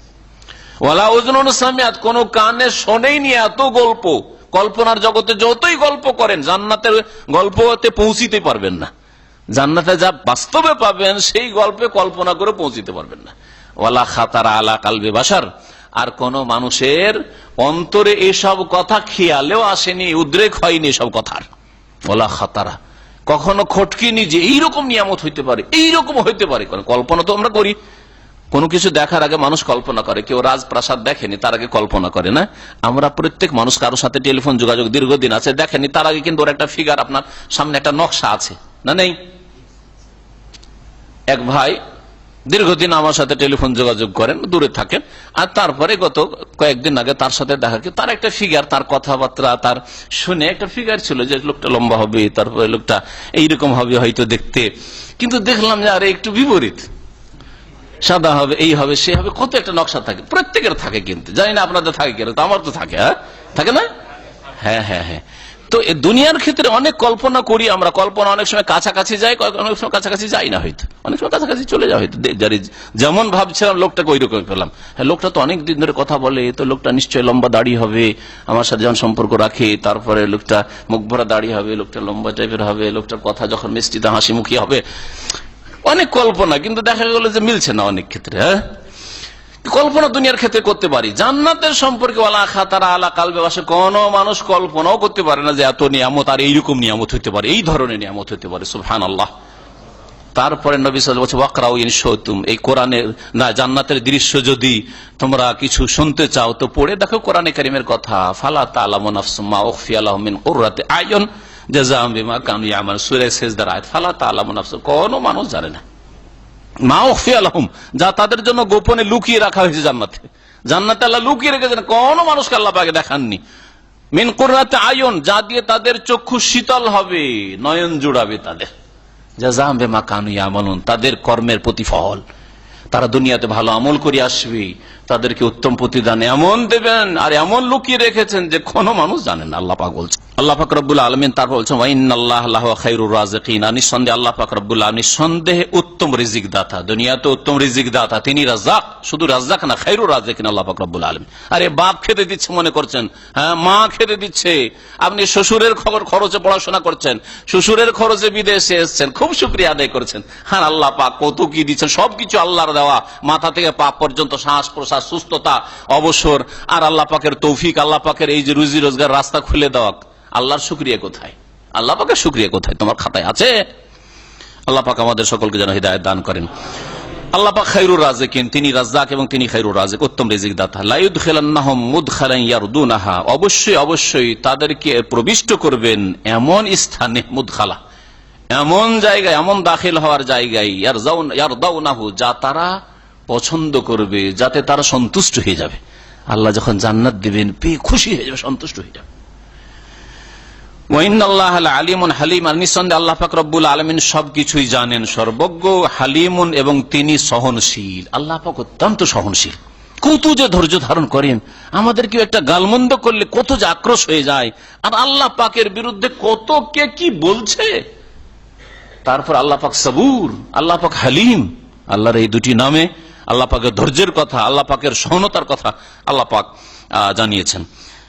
তারপরে আল্লাহ পাক বলছেন দুনিয়ায় মানুষের প্রতিশোধ সম্পর্কে। আল্লাহ পাক ধৈর্যশীল, কিন্তু ধৈর্যশীল হওয়ার মানে এই নয় যে আপনার ওপর কেউ যদি জুলম অত্যাচার করে, বাড়াবাড়ি করে, আর আল্লাহ যদি ক্ষমতা দেন আপনাকে আইনের মাধ্যমে, তাহলে প্রতিশোধ নেবেন না। হ্যাঁ, প্রতিশোধ নেবেন, আইনগত প্রতিশোধ আপনি নেবেন। আর প্রতিশোধ নিতে গিয়ে বাড়াবাড়ি করবেন না। প্রতিশোধ নিলেন, আর যদি তার রিয়াকশন হয় আর আপনার উপর জুলুম অত্যাচার হয়, তাহলে আপনার সাথে আল্লাহ থাকবেন, আল্লাহ আপনার সাহায্য করবেন, কারণ আপনি বাড়াবাড়ি করেননি। এই বিষয়টি আয়াতে উল্লেখ করেছেন। যালিকা, শুনে রাখো, এই হচ্ছে আল্লাহ পাকের বিধান, যা এর আগে উল্লেখ হলো যে আল্লাহ পাক সৎকর্মশীলদেরকে আল্লাহ পাক উত্তম রিজিক দেবেন, তিনি খায়রুর রাজিকিন, এবং তাদেরকে উত্তম জায়গায় বসবাসের স্থান দেবেন, যা তারা পছন্দ করবে, তাতে তারা সন্তুষ্ট হবে। তারপরে আল্লাহ পাক বলছেন, আমান আকাবা বিমিসলি মা উকিবা বিহি, কেউ যদি প্রতিশোধ নেই, আকাবা মানে প্রতিশোধ, শাস্তি দেওয়া মানে প্রতিশোধ নেওয়া। এখানে কেউ যদি প্রতিশোধ নেই, বেমিসলে মা উকিবা বিহি, অতটা পরিমাণ যতটা তাকে শাস্তি দেওয়া হয়েছে, অথবা তার উপর বাড়াবাড়ি করা হয়েছে। সুম্মা বগে, শাস্তি কতটা আপনি প্রতিশোধ নিলেন, যতটা আপনার উপর শাস্তি নেমে এসছে, অথবা বলেন যে যতটা আপনার উপর জুলম অত্যাচার করা হয়েছে, অতটা পরিমাণ যদি আপনি প্রতিশোধ নেন, তো এটা শরীয়তে স্বীকৃত, আল্লাহ অনুমতি দিচ্ছেন। খুনের বদলে খুন, হ্যাঁ, আল্লাহ জায়েজ করেছেন। কিন্তু গালির বদল গাল না, পেশাব দিয়ে পেশাব দূর করা যায় না, পায়খানা দিয়ে পয়সা দূর করতে পারে, তাই না? খুনের বদল খুন, কিন্তু সেটা আপনি করবেন না, সেটা যার হাতে আইন রয়েছে, নিয়ন্ত্রণ রয়েছে, সে তার বাস্তবায়ন করবে, অর্থাৎ শাসক করবে। শাসকদের উপর আল্লাহ পাক ফরজ করেছেন। সুম্মা বগে আলিহে, আপনি প্রতিশোধ নিলেন, ন্যায্য প্রতিশোধ, ন্যায্য প্রতিশোধ নিলেন। কার পয়সা পেতেন, আপনি বিচার সালিশ করে টাকাটা আদায় করে নিলেন, যতটা পেতেন ততটা আদায় করে নিলেন, আপনার ক্ষয়ক্ষতি যতটা হয়েছে ক্ষতিপূরণ নিলেন। এগুলো হচ্ছে ন্যায্য প্রতিশোধ গ্রহণ করা। সুম্মা বগে আলাইহি, অতঃপর যদি তার ওপর জুলম অত্যাচার করা হয়, সে নিপীড়িত হয়, তারপরে রিয়াকশনে আপনার ক্ষয়ক্ষতি করে দিল, আরে আমার বিরুদ্ধে বিচার করে তুই আদায় করলি, তোর বাড়ি ডাকাতি করবো, হ্যাঁ, চুরি করবো, মারধর করবো, দেখাবো, এইসব যদি কেউ করে, আল্লাহ পাক বলছেন কি শোনেন, আল্লাহ পাকের ওয়াদা, আল্লাহ ইয়ানসুরান্নাহুল্লাহ, অবশ্যই আল্লাহ পাক এই ব্যক্তিকে সাহায্য করবেন। ন্যায্য প্রতিশোধ নিয়েছিল, আর তার কারণে সে কোনো অপরাধ করেনি, আর এই জন্য ন্যায্য প্রতিশোধ নিল, সেই জন্য তুমি রিয়াকশনে তার ক্ষয়ক্ষতি করবে, তারপর জুলুম অত্যাচার করবে, নির্যাতন করবে, তার অবশ্যই আল্লাহ পাক তার সাথ দেবেন, তার সাহায্য করবে। আল্লাহ যদি কারো সাহায্য করেন, তো কে তাকে ঠেকাতে পারে? আল্লাহ পাকের ওয়াদা, ইন্নাল্লাহ লাফুন গফুর, নিঃসন্দেহে আল্লাহ পাক রব্বুল আলামিন মাফকারী, লাফুন অবশ্যই মাফকারী, আর গফুর ক্ষমাশীল। যালিকা বিআন্নাল্লাহ ইউলিজুল লাইলা ফিন নাহারি ওয়া ইউলিজুন নাহারা ফিল লাইল ওয়া আন্নাল্লাহা সামিউন বাসীর। বলছে এই হচ্ছে আল্লাহ পাকের বিধান। আর শুনে রাখো যে আল্লাহ পাক রব্বুল আলামিন সবকিছুর মালিক। আল্লাহ পাক রব্বুল আলামিনের কাজে কোনো শরীক নেই। বিআন্নাল্লাহ ইউলিজুল লাইলা ফিন নাহার, আল্লাহ রাতকে দিনের মধ্যে প্রবিষ্ট করেন, রাতকে দিনের মধ্যে ঢুকিয়ে দেন। কেমন করে ঢুকান? একটা হচ্ছে যেটা প্রসিদ্ধ অর্থ, সেটা হচ্ছে শীতকাল আর গ্রীষ্মকালে দুই রকম অবস্থা হয়। রাতকে দিনে ঢুকিয়ে দেন, রাতের বেশ কিছুটা অংশ দিনের মধ্যে ঢুকে পড়ে, যার ফলে আজকাল আমাদের রাত বড়ই কি হয়ে গেছে, ছোট হয়ে গেছে, তাই না? ছোট হয়ে গেছে। আজকালকার রাতের 2-3 ঘন্টা শোয়ার সুযোগ পাচ্ছেন না, কিন্তু শীতকালে 6 ঘন্টা ঘুমিয়েও রাত পার হয় না, তাই না? আল্লাহ পাক এটা করেন। ওয়াইউলিজুন নাহারা ফিল লাইল, আর দিনকে কখনো কখনো, মানে শীতকালে দিনকে রাতে আল্লাহ পাক প্রবিষ্ট করে দেন, রাতকে বড় করে দেন। দিনের বেশ কিছু অংশ রাতে ঢুকে পড়েছে, যার ফলে রাত বড় হয়ে গেছে। এটা হচ্ছে আয়াতের তাফসীর। আর কেউ কেউ বলেছেন এর চাইতে সহজ করে, যে রাতকে দিনে ঢুকান মানে রাত শেষ হয়ে যায়, রাতের পরে দিন চলে আসলো, আর দিনের পরে রাত চলে আসলো। দিন যাচ্ছে যাচ্ছে, আর রাতের এই ছায়া, অন্ধকারের ছায়া এমন ভাবে তাড়া করে আসছে দিনের ওপর যে ঢেকে নিল। যেমন আপনি চাদর যান, আপনার হাতে চাদর আছে, আর চাদরটা যদি আপনি লম্বা করে দেন, হ্যাঁ, তো কোনো কিছু উন্মুক্ত খোলা ছিল, দিলেন ঢেকে, তো ওই রকমই অন্ধকারের ছায়া এমন দ্রুত বেগে তাড়া করে আসে দিনের আলোর ওপর, যে সে আলোকে কি করে ঢেকে ফেলে। এ কার দ্বারা হয়? আল্লাহ পাকের কুদরতে, আল্লাহই করেন। যে আল্লাহ পাক রব্বুল আলামিন এসব করতে পারেন, সেই আল্লাহ কি মজলুমের সাহায্য করতে পারবেন না? অবশ্যই সাহায্য করবেন। ওয়ান্নাল্লাহ সামিউম বাসীর, আর নিঃসন্দেহে আল্লাহ পাক রব্বুল সর্বশ্রোতা, সবকিছু শোনেন আর সর্বদ্রষ্টা, সবকিছু দেখেন।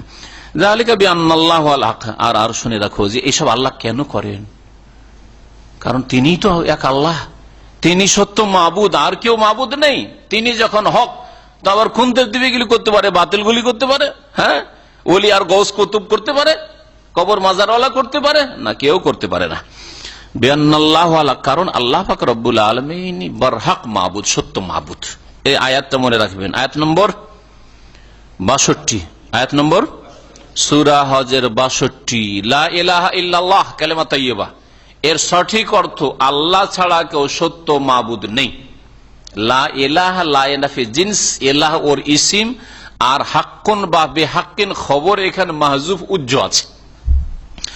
খবর যে উজ্জ আছে, এখানে মওজুদুনকে উজ্জ মানবো না, হ্যাঁ, বরং হাক্কুন বা বেহাক্কিনকে উজ্জ মানবো। এর দলিল হচ্ছে এই আয়াত, এই দলিল হচ্ছে এই আয়াত। আর আরেকটি আয়াত রয়েছে সূরা লোকমানে, যালিকা বিআন্নাল্লাহু আল হক, শুনে রাখো যে আল্লাহ পাক হচ্ছেন হক। সুতরাং লা ইলাহা ইল্লাল্লাহ মানে বলবেন কি, সঠিক অর্থ কি, আল্লাহ ছাড়া কেউ সত্য মাবুদ নেই।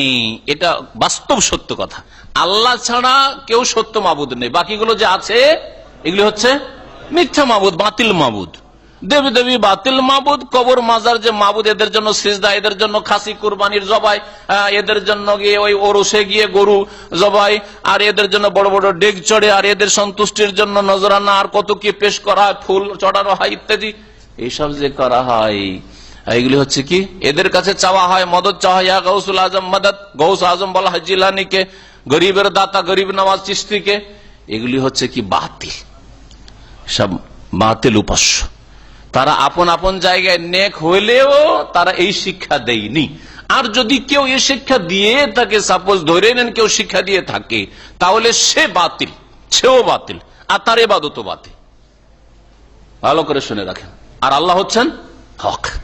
তাই আল্লাহ পাক বলছেন যে যালিকা বিআন্নাল্লাহু আল হক ওয়া আন্না মা ইয়াদুনা মিন দুনিহি হুয়াল বাতিল, আর আল্লাহকে বাদ দিয়ে অন্য যাকেই তারা ডেকে থাকে। দেখেন, মা ইয়াদুনা মিন দুনিহি, যাকেই ডাকে, তাহলে গৌসুল আজম বলে জিলানিকে ডাকুক, হ্যাঁ, আর কোন নবী রসুলকেই ডাকুক, আর কোন সাহাবিকেই ডাকুক, আর শাহজালালকে ডাকুক, আটরসিকে ডাকুক, এ হচ্ছে বাতিল। আল্লাহ ছাড়া অন্যকে ডাকা বাতিল। বাবা গো উদ্ধার করো, বাবা গো তোমার দরবারে এসেছি বড় আশা নিয়ে, আমার রোগটা ভালো করে দাও, বাবা গো আমার মেয়ের বিবাহ হয় না, সমস্যা দূর করে দাও, হ্যাঁ, মাদাদ ইয়া রাসূলুল্লাহ, এগুলো হচ্ছে বাতিল।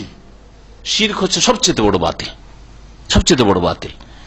আল্লাহ ছাড়া অন্যকে ডাকা, আর ওই ডাকায় যদি তারা সন্তুষ্ট থাকে তো তারাও বাতিল, সব বাতিল।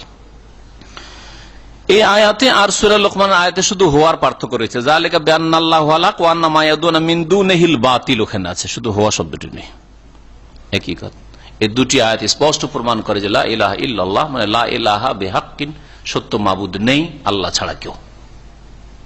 গ্রামার আপন জায়গায় ঠিক থাকলো। আর মওজুদুন যদি বলেন, যেমন বিদাতীদের এই ব্যাখ্যা, লা ইলাহা মওজুদুন বলছে, মওজুদুন খবর, লা বলছে আল্লাহ ছাড়া, হ্যাঁ, কোন মাবুদের অস্তিত্ব নেই, মওজুদ নেই। তো এটা মিথ্যা কথা না? আল্লাহ ছাড়া মাবুদের অস্তিত্ব আছে। হিন্দুদের মাবুদ হচ্ছে দেবদেবী, হ্যাঁ, বৌদ্ধদের মাবুদ হচ্ছে বৌদ্ধদেব নিজে, হ্যাঁ, শিখদের মাবুদ রয়েছে, এই কবর পূজারীদের মাবুদ রয়েছে, এরা সেজদা করে, এদের কাছে ফরিয়াদ করে, এদের কাছে চাই, তা মাবুদ তো আছে। তা আপনি যে বলছেন নেই মওজুদ, মওজুদ তো আছে, কি করে বলছেন যে লা ইলাহা ইল্লাল্লাহ, আর কোনো মওজুদ নেই আল্লাহ ছাড়া কেউ? মিথ্যা কথা তাহলে আপনার এটা। আরে কালিমা আল্লাহর মিথ্যা নাই। হ্যাঁ, হক মাবুদের অস্তিত্ব নেই, বাতিল মাবুদের অস্তিত্ব আছে, বাতিল পন্থীদের বাতিল মাবুদ রয়েছে। ওয়া আন্নাল্লাহু আল আলিউল কাবীর, নিঃসন্দেহে আল্লাহ পাক রব্বুল আলামিন সুউচ্চ সুমহান। আল আলী সুউচ্চ, আল কবীর সুমহান। আলম তারা, হে নবী তুমি চিন্তা করে দেখো না, সরাসরি সম্বোধন নবীকে আর পরোক্ষভাবে সকল মানুষকে সম্বোধন করা হয়েছে। আন্নাল্লাহ আনজালা মিনাস সামাই মাআন, যে নিঃসন্দেহে আল্লাহ পাক রব্বুল আলামিন আকাশ থেকে মানে ওপর থেকে বৃষ্টি বর্ষণ করেন। মাথার উপরে যা আছে সেটাকে আকাশ বলা আরবি ভাষায়, এজন্য আকাশ থেকে না, মেঘমালা থেকে বৃষ্টি বর্ষণ হয়, সেটাকে এখানে আকাশ বলা হয়েছে। আল্লাহ পাক পানি বর্ষণ করেন, বৃষ্টি বর্ষণ করেন আকাশ থেকে, মেঘমালা থেকে। ফাতুসবিহুল আরদু মুখদাররাহ, তুমি কি দেখো না জমিনের দিকে, পৃথিবীর দিকে, ভূমির দিকে, যে তখন জমিন কি হয়ে যায়, সবুজ শ্যামল হয়ে যায়, সবুজ শ্যামল হয়ে যায়। মুখদাররাহ, আখদার থেকে, আখদার মানে সবুজ, মুখদাররাহ সবুজ শ্যামল হয়ে যায়। ইন্নাল্লাহ লতীফুন খবীর, নিঃসন্দেহে আল্লাহ পাক রব্বুল আলামিন সূক্ষ্মদর্শী, লতীফ সূক্ষ্মদর্শী, আর খবীর যিনি সবকিছু সম্পর্কে ওয়াকিফ হাল বা সূক্ষ্ম খবর রাখেন যিনি। এই দুটো আল্লাহর সিফাতি নাম মেয়ের প্রতি যদি ঈমান থাকে, তাহলে আমাদের দ্বারা গুনাহ হইতেই পারে না। সূক্ষ্মদর্শী, সব কিছু দেখেন, তাই না, আর সব কিছুর খবর রাখেন, ওয়াকিফ হাল, তাহলে আপনার দ্বারা কোনখানে গুনাহ করতে চাইলে, এই জন্য সালাফের একজন বলেছেন, তুমি যদি গুনাহ করতে চাও তেমন জায়গায় চলে যাও, লুকিয়ে যাও যেখানে আল্লাহ না দেখে তোমাকে, জান দেখি, তারপরে গুনাহ করেন, অসুবিধা নেই। অসুবিধা আছে? আল্লাহ না দেখতে বলে ধরবে কে? আছে এমন জায়গা? কি আছে? নেই। তাহলে তাহলে গুনাহ করা চলবে না। জি হ্যাঁ। তো যদি লতীফুন খবীর, আলিমুন সামি বাসির, এই কয়েকটা সিফাতের অর্থ বুঝে ইমানটা ঠিক করে নেন, তাহলে তো পাকা মুসলমান হয়ে যাবেন, খাঁটি মুসলমান হয়ে যাবেন, হ্যাঁ, খাঁটি মুমিন হয়ে যাবেন, আল্লাহ ভীরু হয়ে যাবেন। আল্লাহ পাক যেন আমাদের তৌফিক দান করেন। আর শুধু আসমায়ে হুসনা মুখস্থ করা, যেমন এটা বিদাতীদের কাজ, শুধু 99টা মুখস্থ, ইয়া আল্লাহ ও ইয়া রহমান ও ইয়া রাহিম ও ইয়া মালিক ও ইয়া কুদ্দুস ও মুখস্থ করি, আর যে জান্নাত, জান্নাত 99টা নাম মুখস্থ, জান্নাত, জান্নাত এত সস্তা নাকি?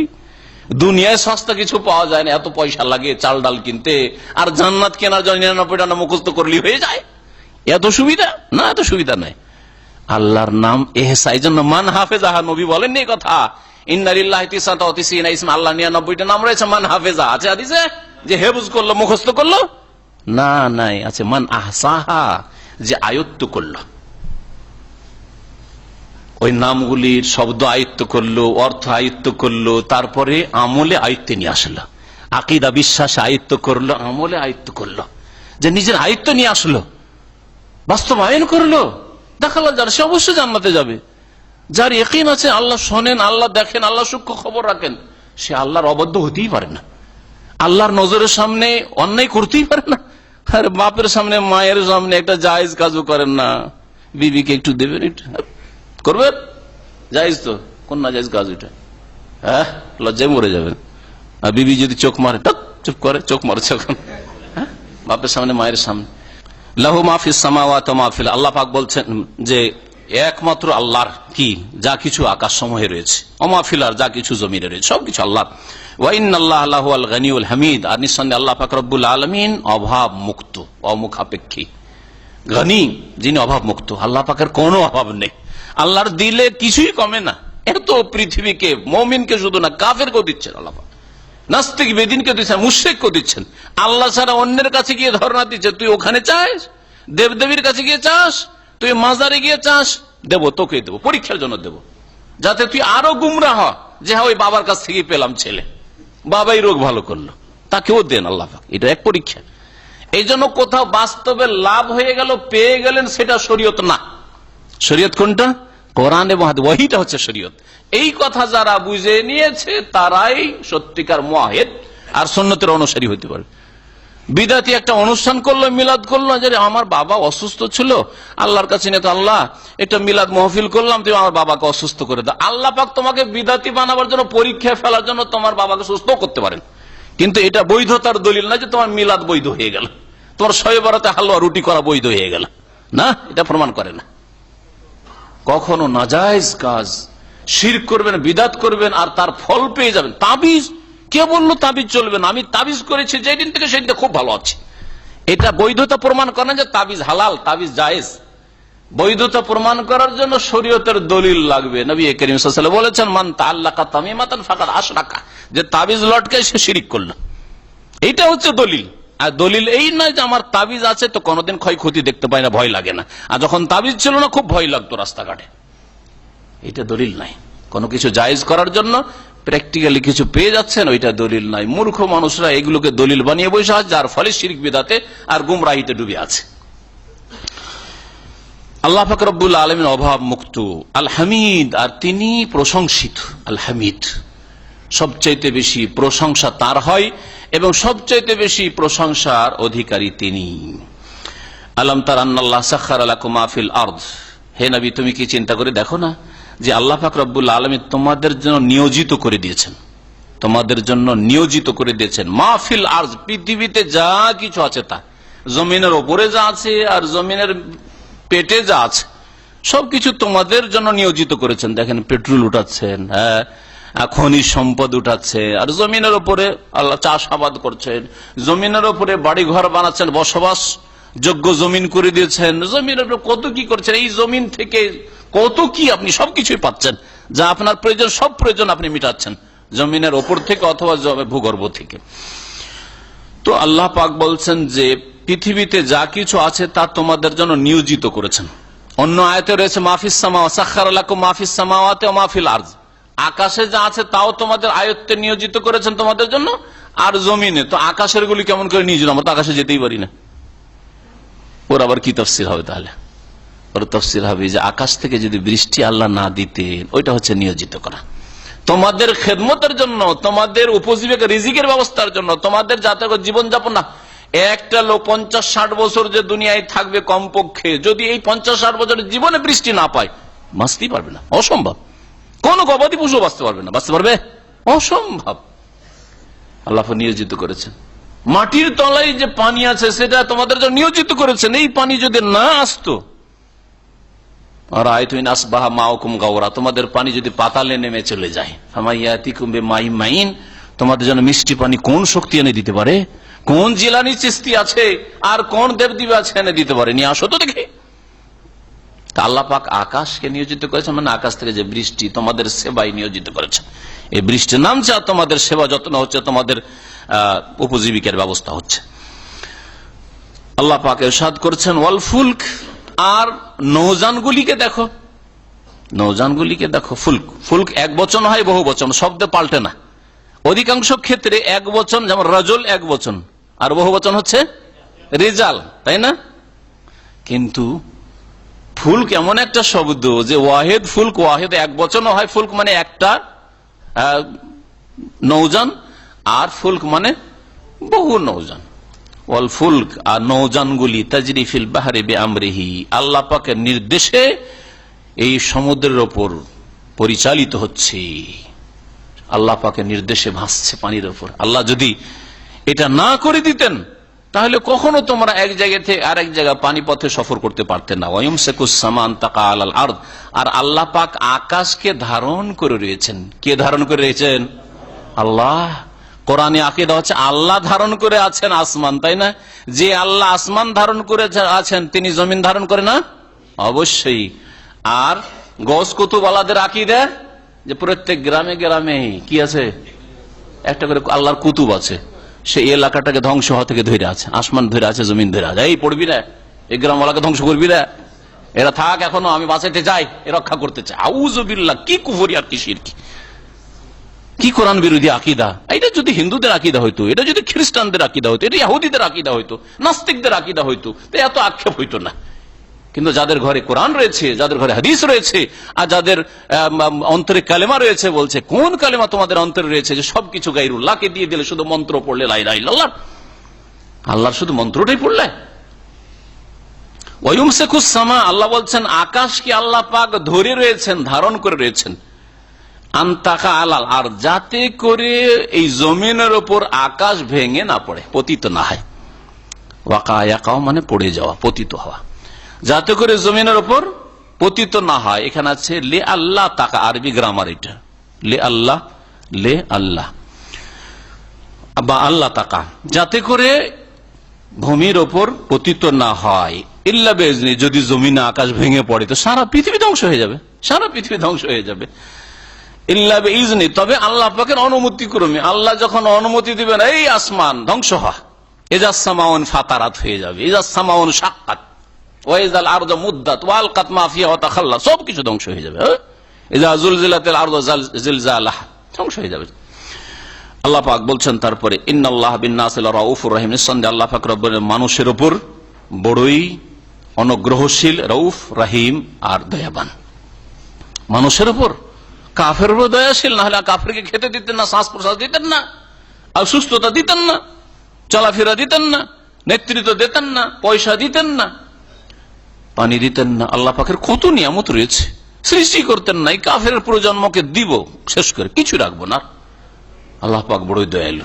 ওয়া হুয়াল্লাযী আহইয়াকুম, আল্লাহ সেই সত্তা যিনি তোমাদের জীবন দান করেন, প্রাণ দান করেন। সুম্মা ইউমীতুকুম, অতঃপর তোমাদেরকে মৃত্যু দান করবেন। তোমাদের হায়াত পৃথিবীতে আসলে তারপরে মৃত্যু দান। সুম্মা ইউহয়িকুম, অতঃপর তোমাদেরকে পুনর্জীবিত করবেন, আবার কবর থেকে পুনরুত্থিত করবেন জীবন্ত করে। ইন্নাল ইনসানা লাকাফুর, নিঃসন্দেহে মানুষ কি, মানুষের আসল হচ্ছে বদ স্বভাব, কি অকৃতজ্ঞ হওয়া। লাকাফুর এখানে কুফরি মানে অকৃতজ্ঞ, অকৃতজ্ঞ হওয়া। সে অকৃতজ্ঞ দুই রকম। অকৃতজ্ঞ, বড় অকৃতজ্ঞ হচ্ছে কাফের, যে আল্লাহ পরকালকে অস্বীকার করে অথবা আল্লাহ তৌহিদকে করতে অস্বীকার করে, আল্লাহ পাকের দিনের বিধিবিধানকে অস্বীকার করে। আর অকৃতজ্ঞ যারা আল্লাহ পাকের বিধিবিধানের ফরজ ওয়াজিব আদায় করে না, হারাম নাজায়েজ থেকে বেঁচে থাকার মুসলিম সমাজের ফাসেক গুনাহগার লোকেরা, এরাও কাফুর, আল্লাহ পাকের শুকরিয়া আদায় করে না। দুনিয়ার কোন মানুষের খুব শুকরিয়া আদায় করে, থ্যাঙ্কস, আর আল্লাহ পাকের শুকরিয়া নেই তাদের খাতায়। কাফুর, মানুষের স্বভাব হচ্ছে কাফুর। আল্লাহ পাক রব্বুল তারপর ইরশাদ লিকুল্লি উম্মাতিন জাআলনা মানসাকা, প্রত্যেক সম্প্রদায়ের জন্য ইবাদতের নিয়ম পদ্ধতি নির্ধারণ করেছি। লিকুল্লি উম্মাতিন মানে উম্মাত নবীন, প্রত্যেক নবীর উম্মতের। তাফসীরকাররা বলছেন প্রত্যেক উম্মত, কিছু নবীর উম্মত আছে, আর কিছু উম্মত আছে যাদের কোনো নবী নেই, তারা নিজের ধর্মকে বানিয়েছে, তৈরি করেছে। শিরকের ধর্মগুলি ওই কোন নবীর নিয়ে আসা ধর্ম নয়। বহুত্ববাদের যতগুলি ধর্ম রয়েছে, তাহলে প্রচলিত যে পৃথিবীতে ধর্ম রয়েছে, ধর্ম দুই ভাগে বিভক্ত। কিছু ধর্ম আছে যেগুলি আল্লাহ নাজেল করেছিলেন আম্বিয়া রসুলগণের উপর, তাওরাত, ইনজিল, নাজম মুসা আলাইহিস সালাম, ঈসা আলাইহিস সালাম, দাউদ আলাইহিস সালাম, এদেরকে পাঠিয়েছেন। মুহাম্মদ রাসূলুল্লাহ সাল্লাল্লাহু আলাইহি ওয়াসাল্লাম, প্রত্যেক নবীর উম্মত রয়েছে। সেই উম্মত আসল জায়গায় থাক অথবা সরে যাক, যেটা এখন আলাদা বিষয়। এরা আবার দুই ভাগ হয়েছে। যেমন ইহুদি, খ্রিস্টান, তারা মুসা আলাইহিস সালাম, ঈসা আলাইহিস সালাম, দাউদ আলাইহিস সালাম তাদের আদর্শ থেকে দূরে সরে গেছে। তো এমনকি তৌহিদের ক্ষেত্রেও তারা শিরক কুফরিতে লিপ্ত হয়েছে। তারপরে তাদের এই যে জীবন বিধান ছিল, সেটা ছিল ওল্ড সিলেবাস, পুরাতন সিলেবাস। সেই সিলেবাসকে ক্যান্সেল আল্লাহ রহিত ঘোষণা করেছেন, আর নিউ সিলেবাস, নিউ এডিশন আল্লাহ পাক পাঠিয়েছেন আল কোরআনুল কারীম। তাদেরকে যুগে যুগে ওই নবী রাসূলগণ বলেছেন, মুসা, ঈসা বলেছেন যে মুবাশশিরান বিরাসূলিন ইয়াতি মিন বাদি ইসমিহি আহমদ, কিন্তু তারা মানেনি। কিছু ধর্ম অবলম্বী রয়েছে যারা নিজেদের যুগে যুগে তাদের কিছু সমাজের কিছু ধর্মগুরুরা নিজেরা আবিষ্কার করেছে, নিজেরা রচনা করেছে। এইরকম ধর্ম রয়েছে। প্রত্যেক নবীর উম্মতের জন্য ইবাদতের পদ্ধতি আল্লাহ পাক যুগে যুগে নাযিল করেছেন। এই ইবাদতের পদ্ধতিগুলিতে মৌলিক বিষয়গুলি এক, উসুল বুনিয়াদী জিনিসগুলি এক, আর ফরু যেগুলি শাখা প্রশাখা বিষয় এগুলি ভিন্ন। এই জন্য নবী করিম সাল্লাল্লাহু আলাইহি সাল্লামের সহিহ হাদিস, সহিহ বুখারীতে রয়েছে যে নবীদের তুলনা কেমন, আল আম্বিয়া ও বানুল আল্লাত, নবী রাসূলগণ হচ্ছে সৎ ভাইয়ের মতো। হ্যাঁ, সৎ ভাই, বৈমাত্রীয় ভাইয়ের মতো। আবুহুম ওয়াহিদ ওয়া উম্মাহাতুহুম শাতাত, সৎ ভাই কাকে বলে? বাপ এক আর মা একাধিক, দুই বা তার বেশি, দুই তিন মা থেকে হয়েছে। হ্যাঁ, এরা হচ্ছে বানুল আল্লাত, আল্লাতি ভাই আরবি ভাষায়।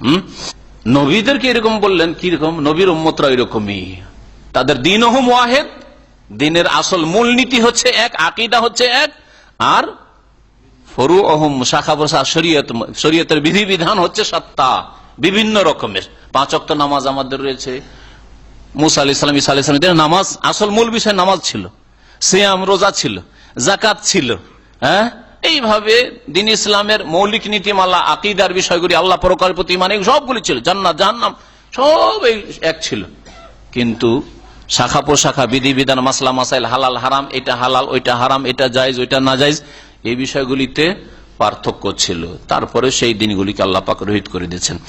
তো এটা শরীয়তের বিধানের দিক থেকে যেন বলা হয়েছে যে প্রত্যেক নবীর উম্মতের জন্য আল্লাহ পাক যুগে যুগে ইবাদতের নীতিমালা দান করেছেন। মানসাক মানে হচ্ছে ইবাদতের বিধিবিধান বা তরিকা পদ্ধতি।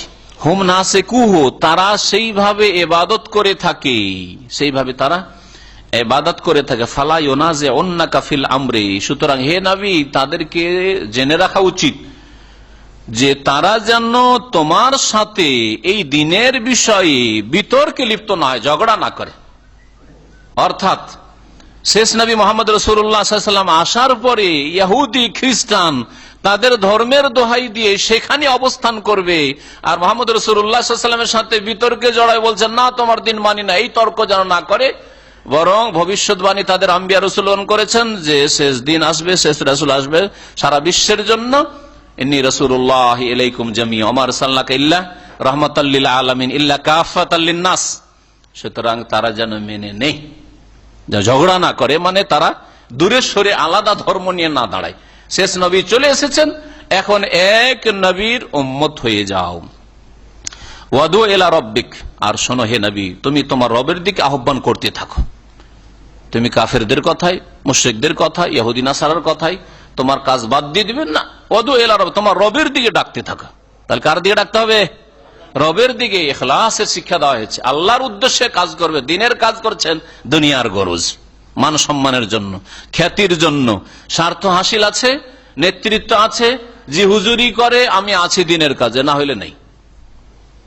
তাহলে রবের দিকে ডাকেন না আপনি। আদু ইলাল্লাহি আলা বাসীরা, আল্লাহর দিকে ডাকার কথা আল্লাহ পাক বলেছেন। ওয়াদু ইলা রাব্বিক, রবের দিকে তুমি ডাকবে। ওয়া ইন্নাকা লা আলা হুদাম মুস্তাকিম, নিঃসন্দেহে নবী তুমি সঠিক হেদায়েতের উপর রয়েছে।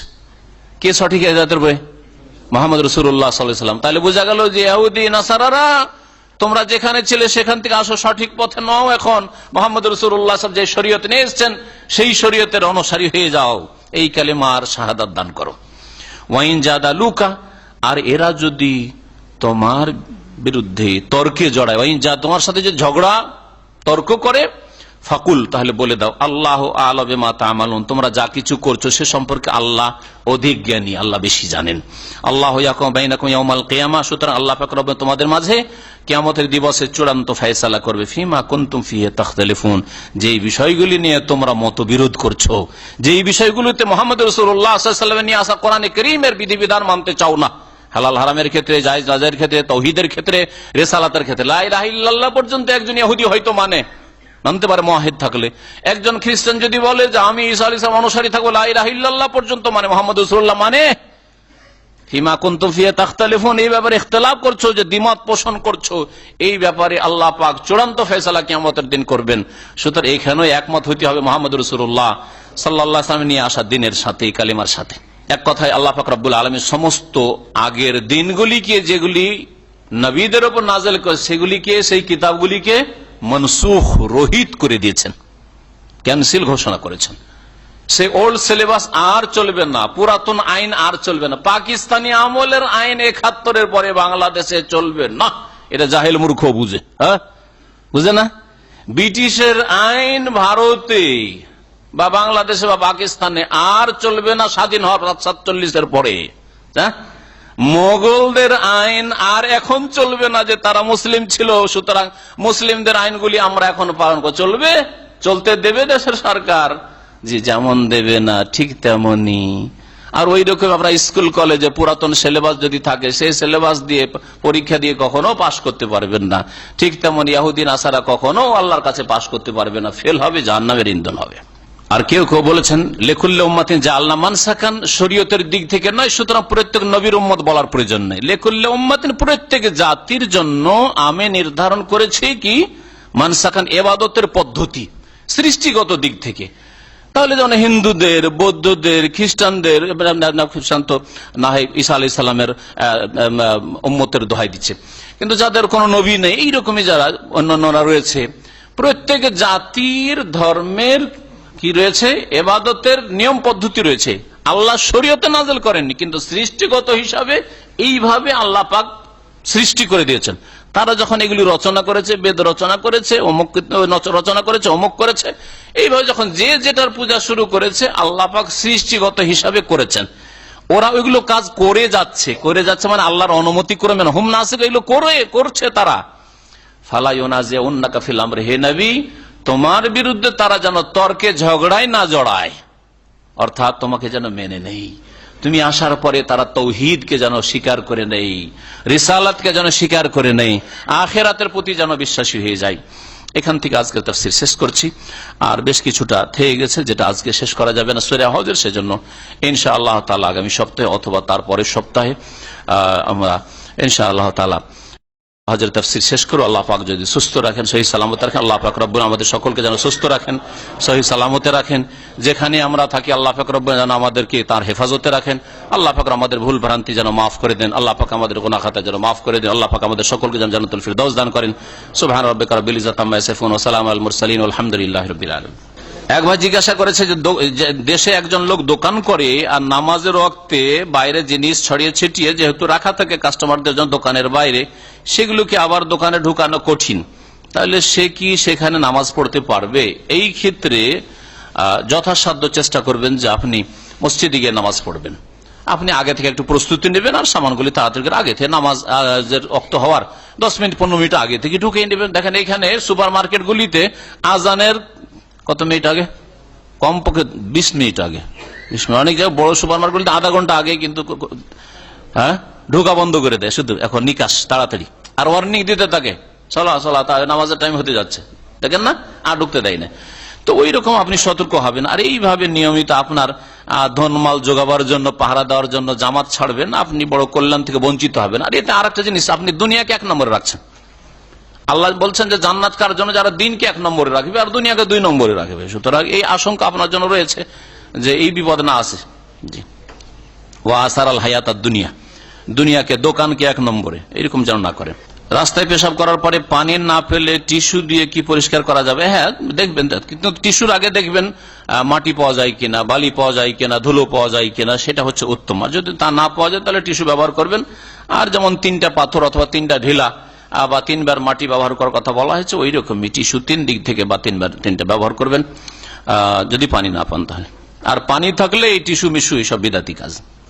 দাড়ি যদি ছোট করে রাখে তাহলে সমস্যা আছে কিনা? হ্যাঁ, সমস্যা অবশ্য আছে। নবী সাল্লাল্লাহু আলাইহি ওয়াসাল্লাম দাড়ি ছোট করেন নাই, তাহলে আপনি নবী সাল্লাল্লাহু আলাইহি ওয়াসাল্লামের মতো চেহারা পছন্দ করেন না, সেই জন্য দাড়ি ছোট করতে চান, দাড়ি ছোট করবেন না। আর দাড়ি এইভাবে সাইজ করা, এই যে শুরু হয়েছে আজকাল সাইজ, এইসব সাইজ দাড়ি নয়। আসলে দাড়ির মতো হইতে হবে, যাতে দূর থেকেও বোঝা যায় যে হ্যাঁ দাড়ি আছে। শাহজালাল কি আল্লাহর ওলি? হ্যাঁ, ওলি বলা যাবে কি না? যে কোনো মুসলিম আল্লাহ পাকের ওলি।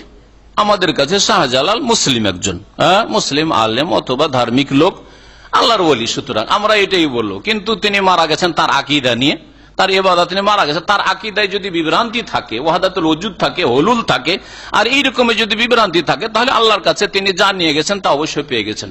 আল্লাহ পাক কোরআনে কারিমে বলছে যারা দুনিয়া থেকে চলে তাদের সম্পর্কে কোনো ভালো মন্দ মন্তব্য করার কোনো প্রয়োজন নেই। আসল হচ্ছে যে তারা মুসলিম মনে করি, আর ভালোই মনে করি।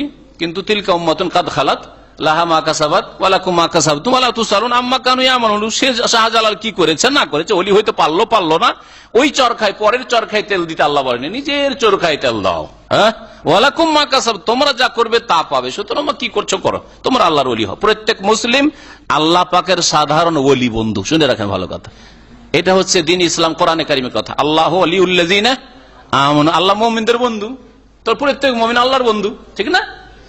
আর খাস ওলি মানে এই কেরামতির ছড়াছড়ি আর এই বন জঙ্গলে ইবাদত উপাসনা করা, এগুলি নয়, এগুলি ভণ্ডামি। খাস ওলি যে যত বেশি তাকওয়া অর্জন করতে পারবে সে তত খাস ওলি। নবী সাল্লাল্লাহু আলাইহি ওয়াসাল্লাম সবচেয়ে বড় খাস ওলি। আম্বিয়া রাসূলগণ, সাহাবায়ে কেরাম, তাবেঈন, মুহাদ্দিসিনে কেরাম, ফুকাহায়ে কেরাম, উলামা ইসলাম, খাদেম ইসলাম, যারা দ্বীনের খেদমত করেছে, তাওহীদ সুন্নাতের খেদমত করেছে, তারা আল্লাহ পাকের খাস ওলি হইতে পারবে। যত বেশি খাস হইতে পারবে তত বেশি খাস। যেমন আপনার কিছু খাস বন্ধু আছে, কিছু আম বন্ধু আছে, তাই না? সাধারণ বন্ধু বান্ধব আর কিছু খাস বন্ধু বান্ধব, যে কোনো দাওয়াতে ছাড়েন না ওদেরকে। আল্লাহ পাক রব্বুল আলামিনের ওই রকমই আছে। জি, নুরুল ইসলাম ফারুকি বলে যে যদি কেউ ব্যবসায়ের কাজে মক্কায় পৌঁছে এবং সেখানে গিয়ে সে অবস্থায় যদি হজ করে তাহলে হজ হবে, কিন্তু ফরজ হজ হবে না। তার মন গড়া কথা, হজ হবে আবার ফরজ হবে। বলেন যে দলিল, হাতু বুরহান ইন কুনতুম সাদিকিন। কোরআন নীতিমালা যে ফতোয়া দেবে তাকে দলিল জিজ্ঞেস করবেন যে তোমার দলিল কি, যে হজ হয়ে গেল আবার ফরজ আদায় হইল না, নফল হইল, এ কোন কথা হইল? এক কথায় আল্লাহ সন্তুষ্টির জন্য চাকরিতে এসে, ব্যবসাতে এসে বা হজের মাঠে এসে যদি ব্যবসা করে আর ইখলাস আছে যে আল্লাহ তোমার সন্তুষ্টির জন্য আমি হজে এসেছি, তাহলে হজ কবুল হবে।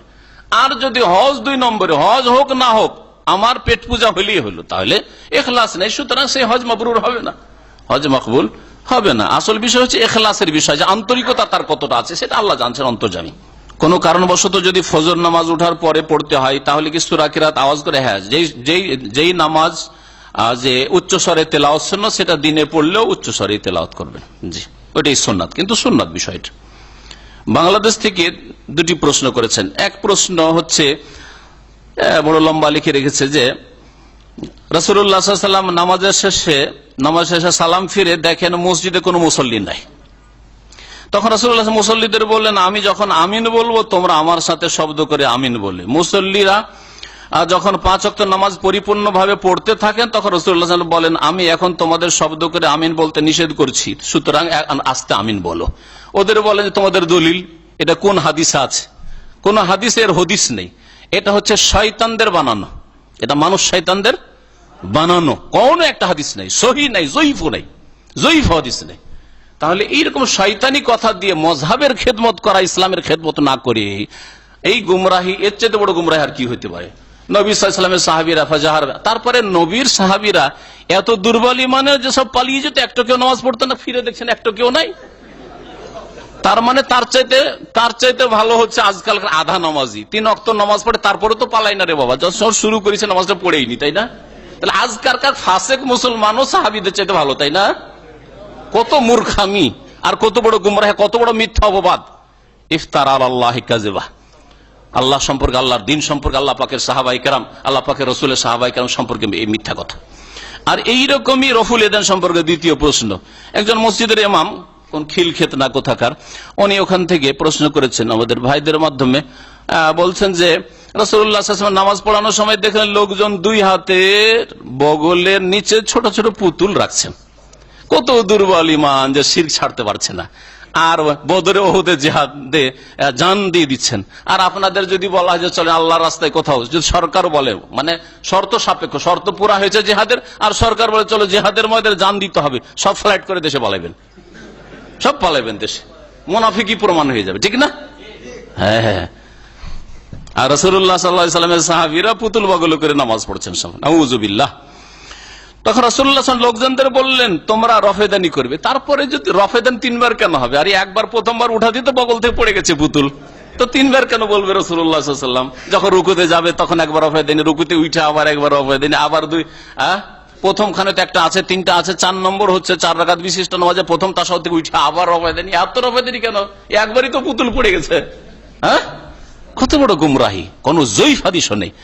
যে বদমাইশরা বলছে, ওই বদ প্রকৃতির বিদাতীদেরকে বলেন যে হাতু বুরহানাকুম, কোন হাদিসে আছে একটু হাদিসটা রেফারেন্স রাখেন। আল্লাহ পাক রব্বুল আলামিন যারা হিদায়াত দান করেন এইসব গুমরাহদেরকে, আর আল্লাহ পাক আমাদের দ্বীনের খেদমতের তৌফিক দান করেন, কোরআন হাদিসের খেদমতের তৌফিক দান করেন, ওহীর খেদমতের আল্লাহ পাক তৌফিক দান করেন, রাসূলুল্লাহ সাল্লাল্লাহু আলাইহি ওয়াসাল্লামের প্রতি যা নাযিল হচ্ছে তার খেদমতের আল্লাহ পাক যেন তৌফিক দান করেন।